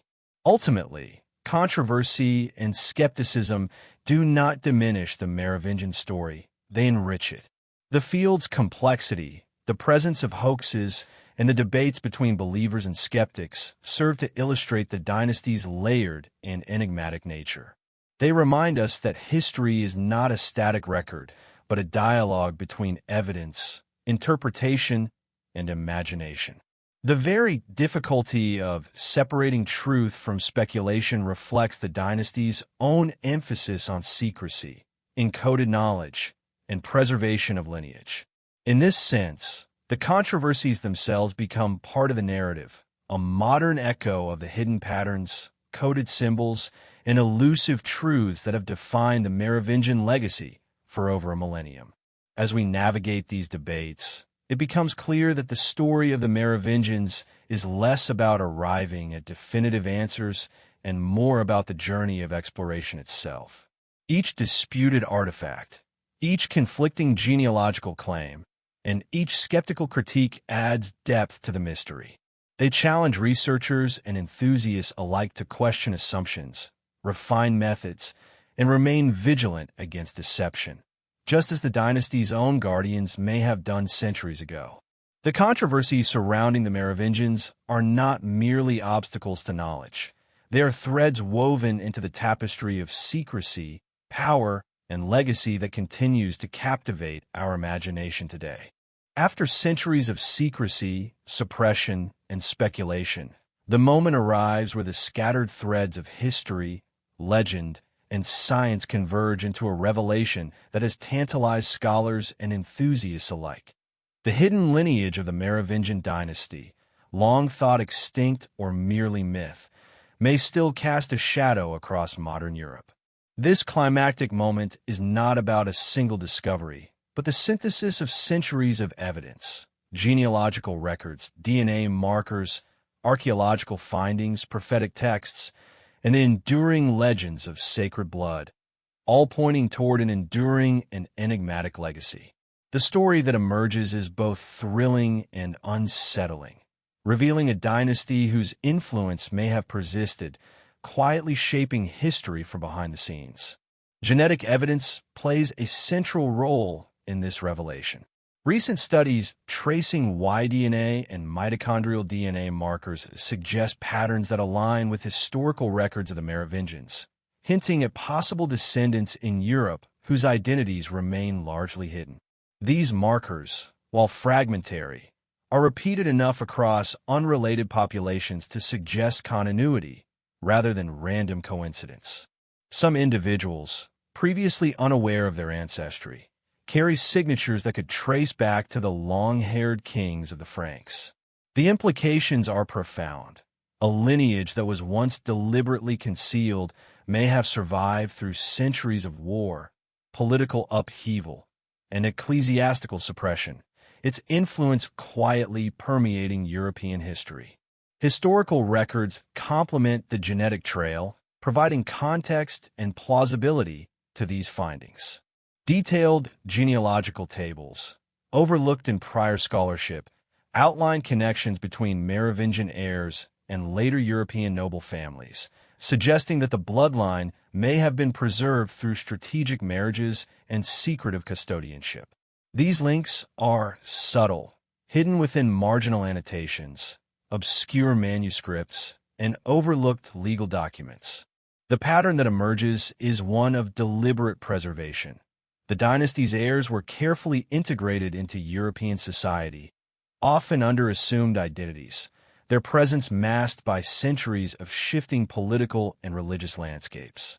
Archaeological discoveries amplify the narrative, providing tangible evidence of a lineage that was both celebrated and concealed. Burial sites, once dismissed as ordinary, reveal arrangements and artifacts suggestive of ritual continuity and symbolic protection of the bloodline. Some crypts contain inscriptions and objects whose meanings align with the Grail legends and esoteric symbolism, connecting ancestry with sacred purpose. The placement of these tombs, their alignment with celestial markers, and the care taken in preserving certain sites indicate a conscious effort to maintain secrecy while safeguarding knowledge. A hidden network of memory encoded in stone, earth, and ritual practice. The Grail, long a symbol of divine blood and continuity, emerges in this climax not as a cup, but as a metaphorical vessel of the Merovingian legacy.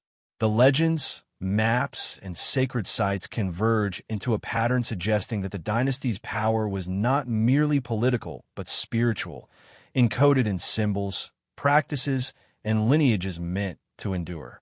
The Grail, in this interpretation, is not a physical object to be seized or possessed, but a representation of the living inheritance, the knowledge, the bloodline, and the esoteric understanding that the dynasty preserved through generations.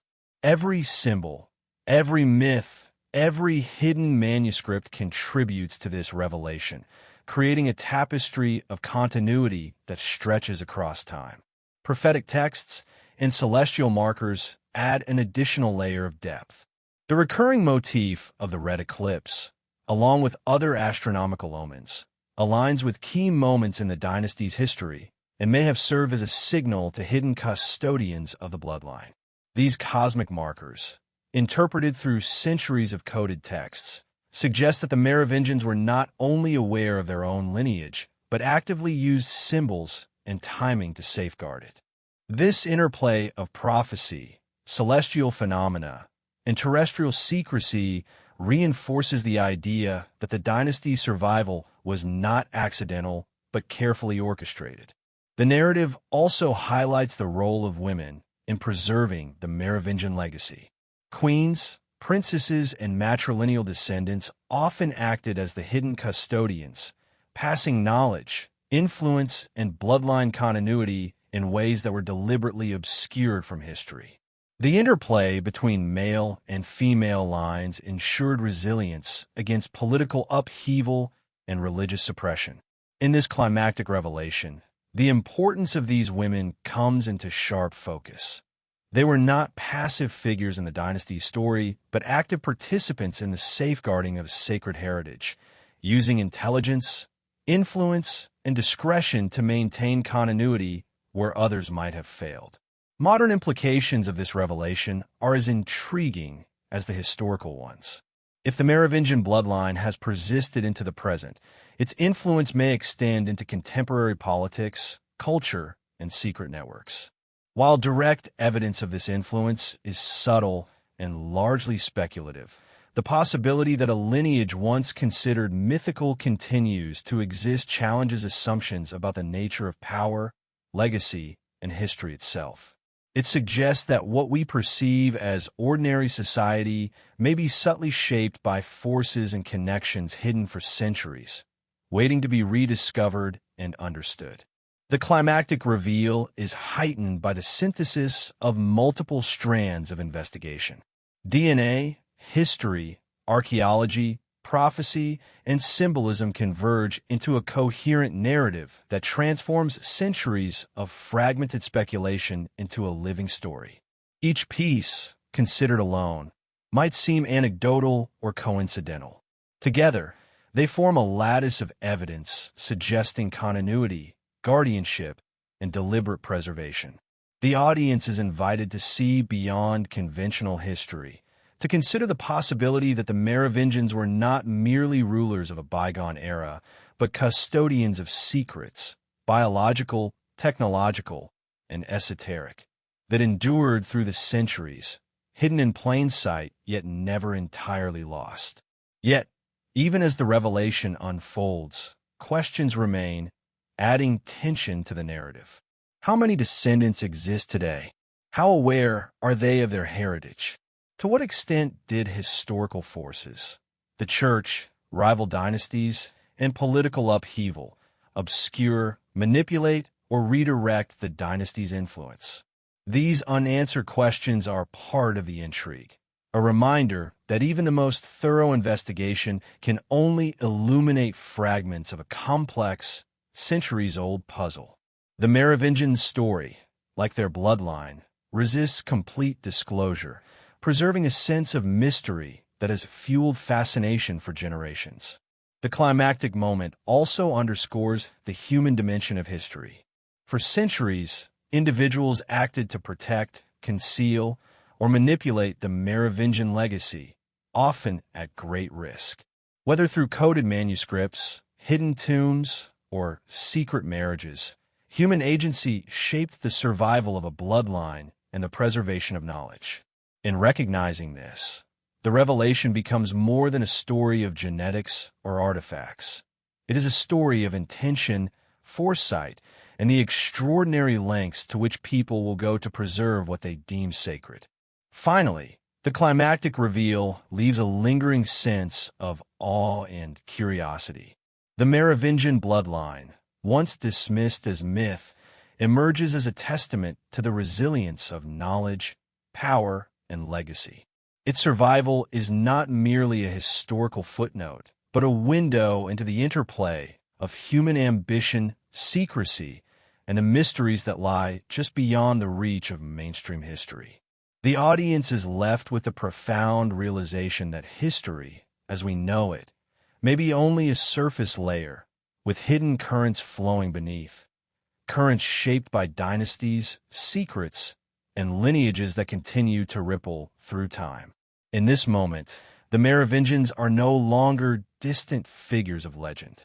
They are alive in memory, in blood, and in the evidence that survives their concealment. The story of their hidden lineage invites the audience to reconsider what is known, to question the narratives presented as fact, and to acknowledge the enduring power of secrecy and inheritance. The climax is not simply the uncovering of a bloodline, but the revelation of a pattern, a dynasty whose influence, though obscured, persists, challenging our understanding of history, destiny, and the hidden forces that shape the world.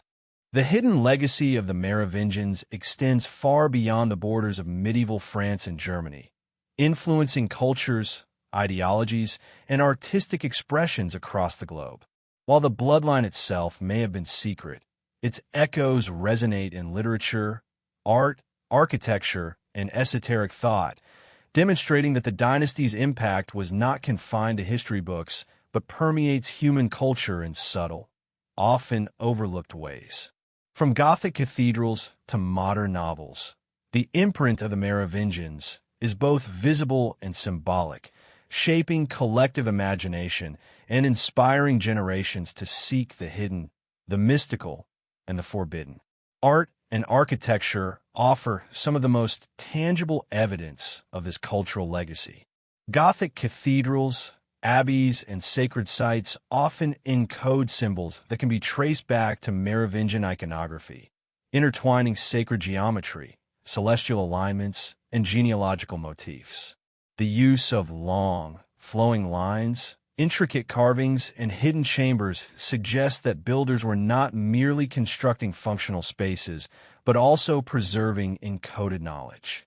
Some patterns, repeated across Europe, hint at an understanding of cosmic cycles and sacred numerology, possibly inherited from Merovingian custodians of esoteric wisdom. These artistic expressions, often attributed to anonymous craftsmen, may thus carry messages intended to honor, protect, or reference the sacred bloodline. Literature has likewise been influenced by the enduring mythos of the Merovingians. From medieval chronicles to modern novels, the story of the long-haired kings and their hidden lineage has inspired narratives about secret dynasties, sacred blood, and forbidden knowledge. Works such as The Holy Blood, Holy Grail, and countless historical fiction novels echo themes that trace back to Merovingian lore. The tension between secrecy and revelation, the interplay of prophecy and power, and the presence of hidden custodians protecting ancient wisdom. By framing history as a layered narrative, where truth and legend coexist, these works continue to shape public fascination, ensuring that the Merovingian legacy transcends centuries. Esoteric and mystical traditions have also been profoundly influenced by the Merovingians. Orders, secret societies, and occult circles often reference the bloodline as a symbol of divine knowledge, sacred inheritance, or spiritual authority. Whether through ritual, initiation, or symbolic storytelling, the Merovingians serve as a template for understanding how power, lineage, and hidden wisdom can intertwine. The presence of these references in modern esoteric texts underscores the enduring cultural resonance of the dynasty, suggesting that its impact is not confined to historical scholarship, but continues to inform alternative narratives about humanity, destiny, and cosmic order. Global interest in the Merovingians has also sparked cross-cultural reinterpretations. Scholars and enthusiasts have drawn connections between the dynasty and other historical lineages, from European nobility to distant civilizations rumored to share symbolic or mystical knowledge. These cross-cultural links, while often speculative, highlight the universal appeal of hidden dynasties and secret bloodlines.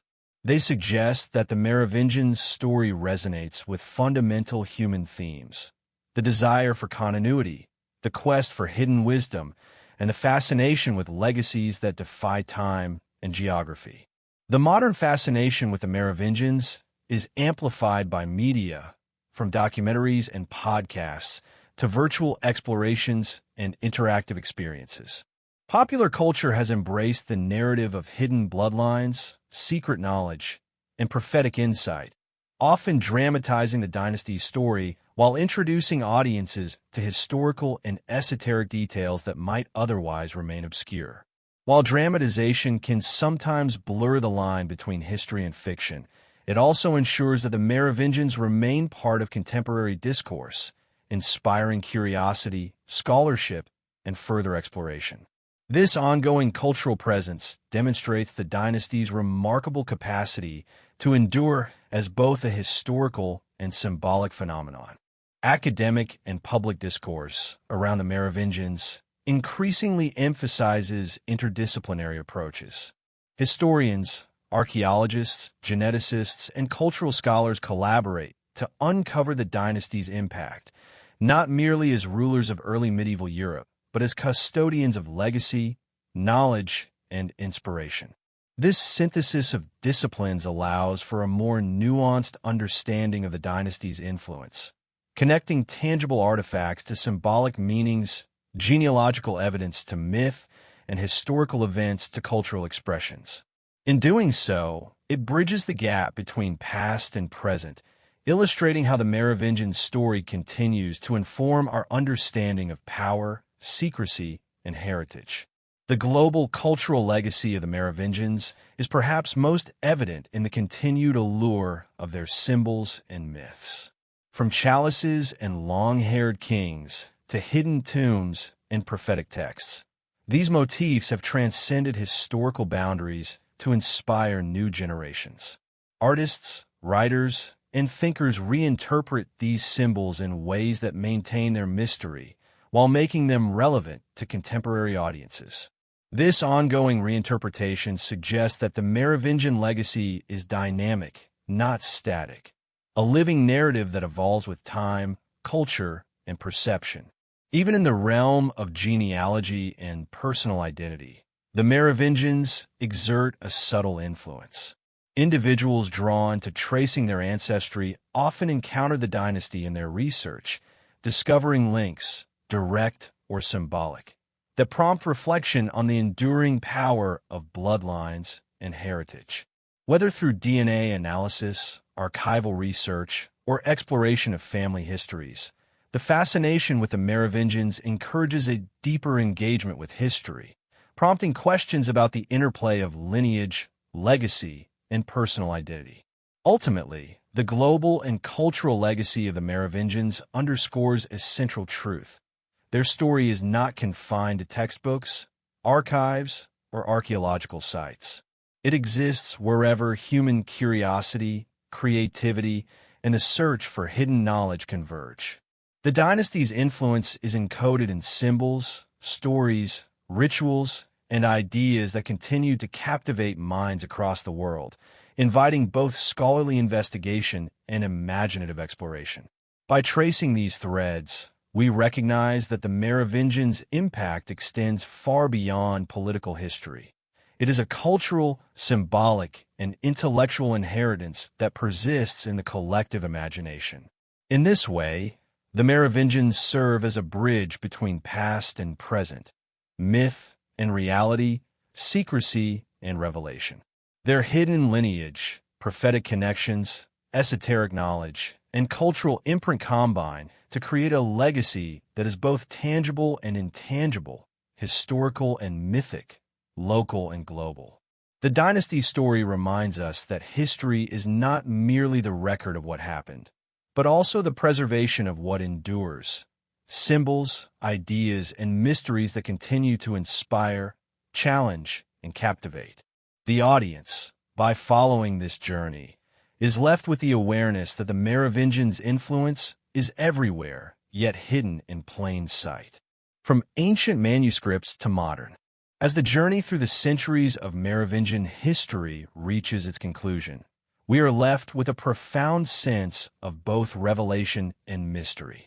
The dynasty that once ruled with long-haired kings, whose blood was considered sacred and whose knowledge was closely guarded, has left a legacy that extends far beyond the narrow confines of medieval Europe. Its traces are found in the hidden networks of power, cryptic prophecies, celestial alignments, esoteric traditions, and even in the strands of modern DNA.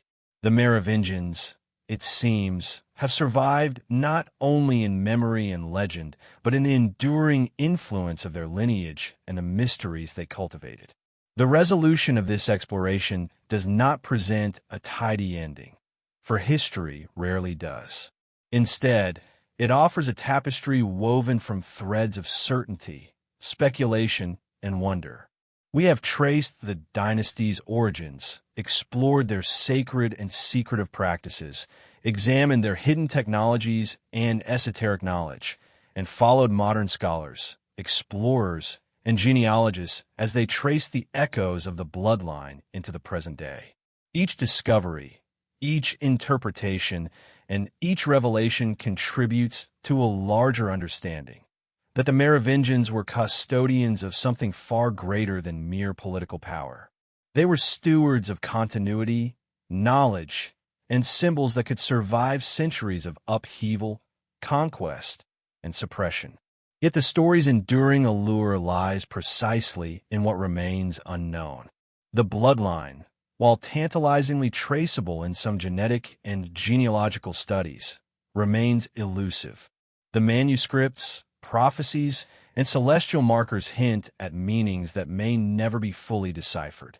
Artifacts and architectural clues provide glimpses of sophisticated understanding but resist complete interpretation.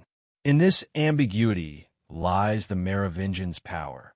They leave the audience on the edge of discovery, reminding us that some mysteries are meant to endure, that some knowledge is preserved not to be fully revealed, but to inspire pursuit, reflection, and wonder. This closing reflection also emphasizes the human element in the preservation of secrets. For centuries, individuals within the dynasty and their trusted allies acted with intention, foresight, and courage to maintain the integrity of the lineage and the knowledge they guarded.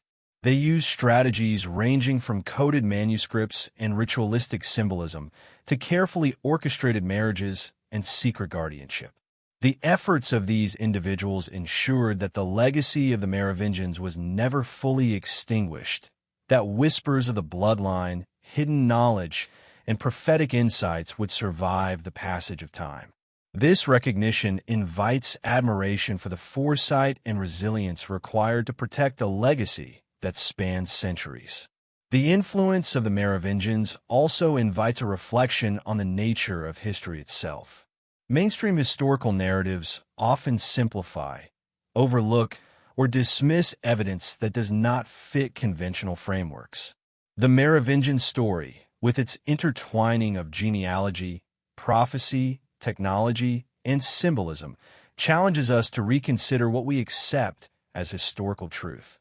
It demonstrates that history is not a linear progression of events, but a multidimensional narrative shaped by secrecy, interpretation, and perspective.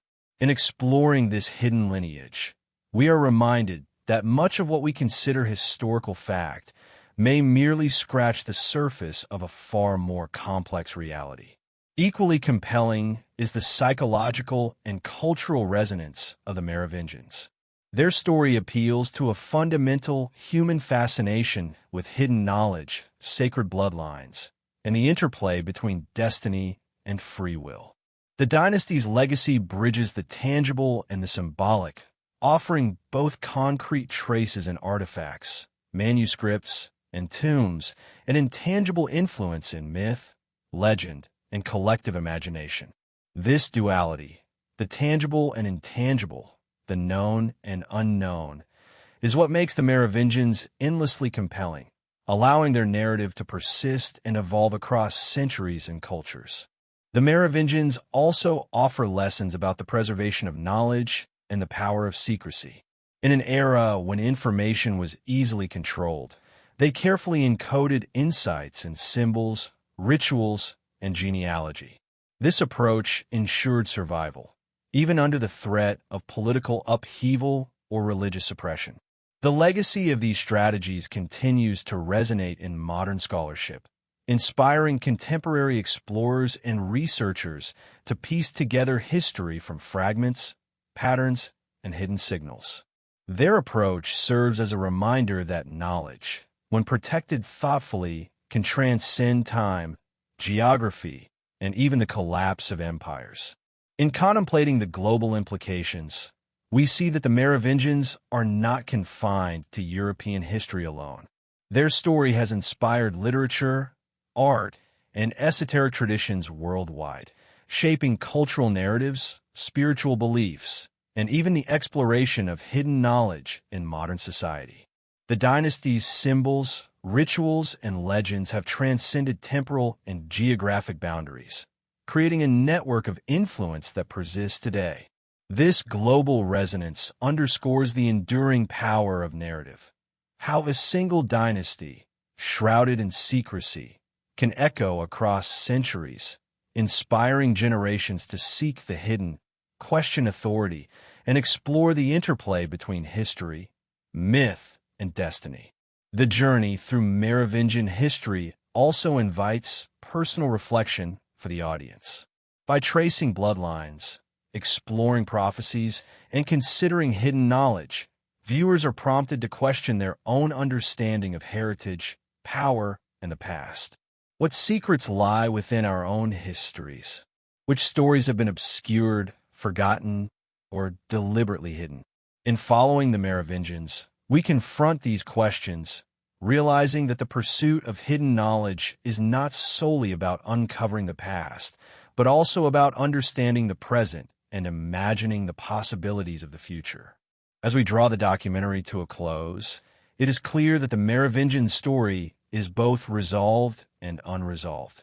We have traced their origins, explored their secrets, and followed modern attempts to decode their legacy. Yet much remains tantalizingly out of reach. The precise location of lost artifacts, the complete sequence of genealogical continuity, and the full meaning of prophetic texts.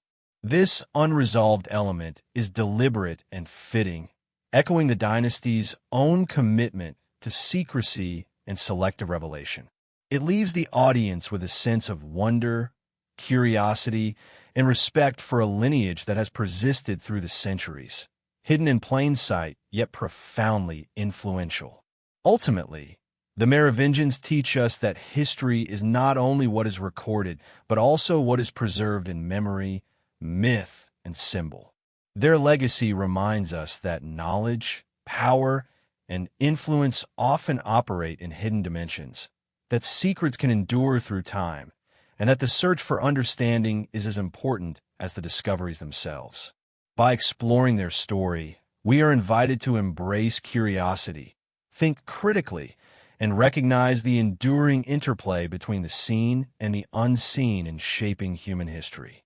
In the quiet moments that follow this journey, the echoes of the long-haired kings linger. The artifacts, manuscripts, prophecies, and genealogies, whether fully understood or partially obscured, serve as reminders that the Merovingians' influence persists. Their story is both a historical narrative and a meditation on secrecy, knowledge, and the resilience of human legacy. As viewers reflect on this journey, the dynasty's hidden lineage, mystical symbolism, and cultural resonance continue to provoke thought, inspire investigation, and sustain fascination, a testament to the enduring power of history's most enigmatic figures. The closing thought, then, is not an ending but an invitation to continue exploring, questioning, and seeking the hidden patterns that connect past to present.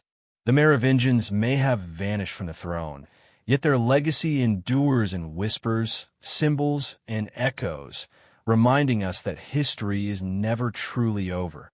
It is a living story, waiting for those bold enough to uncover its secrets.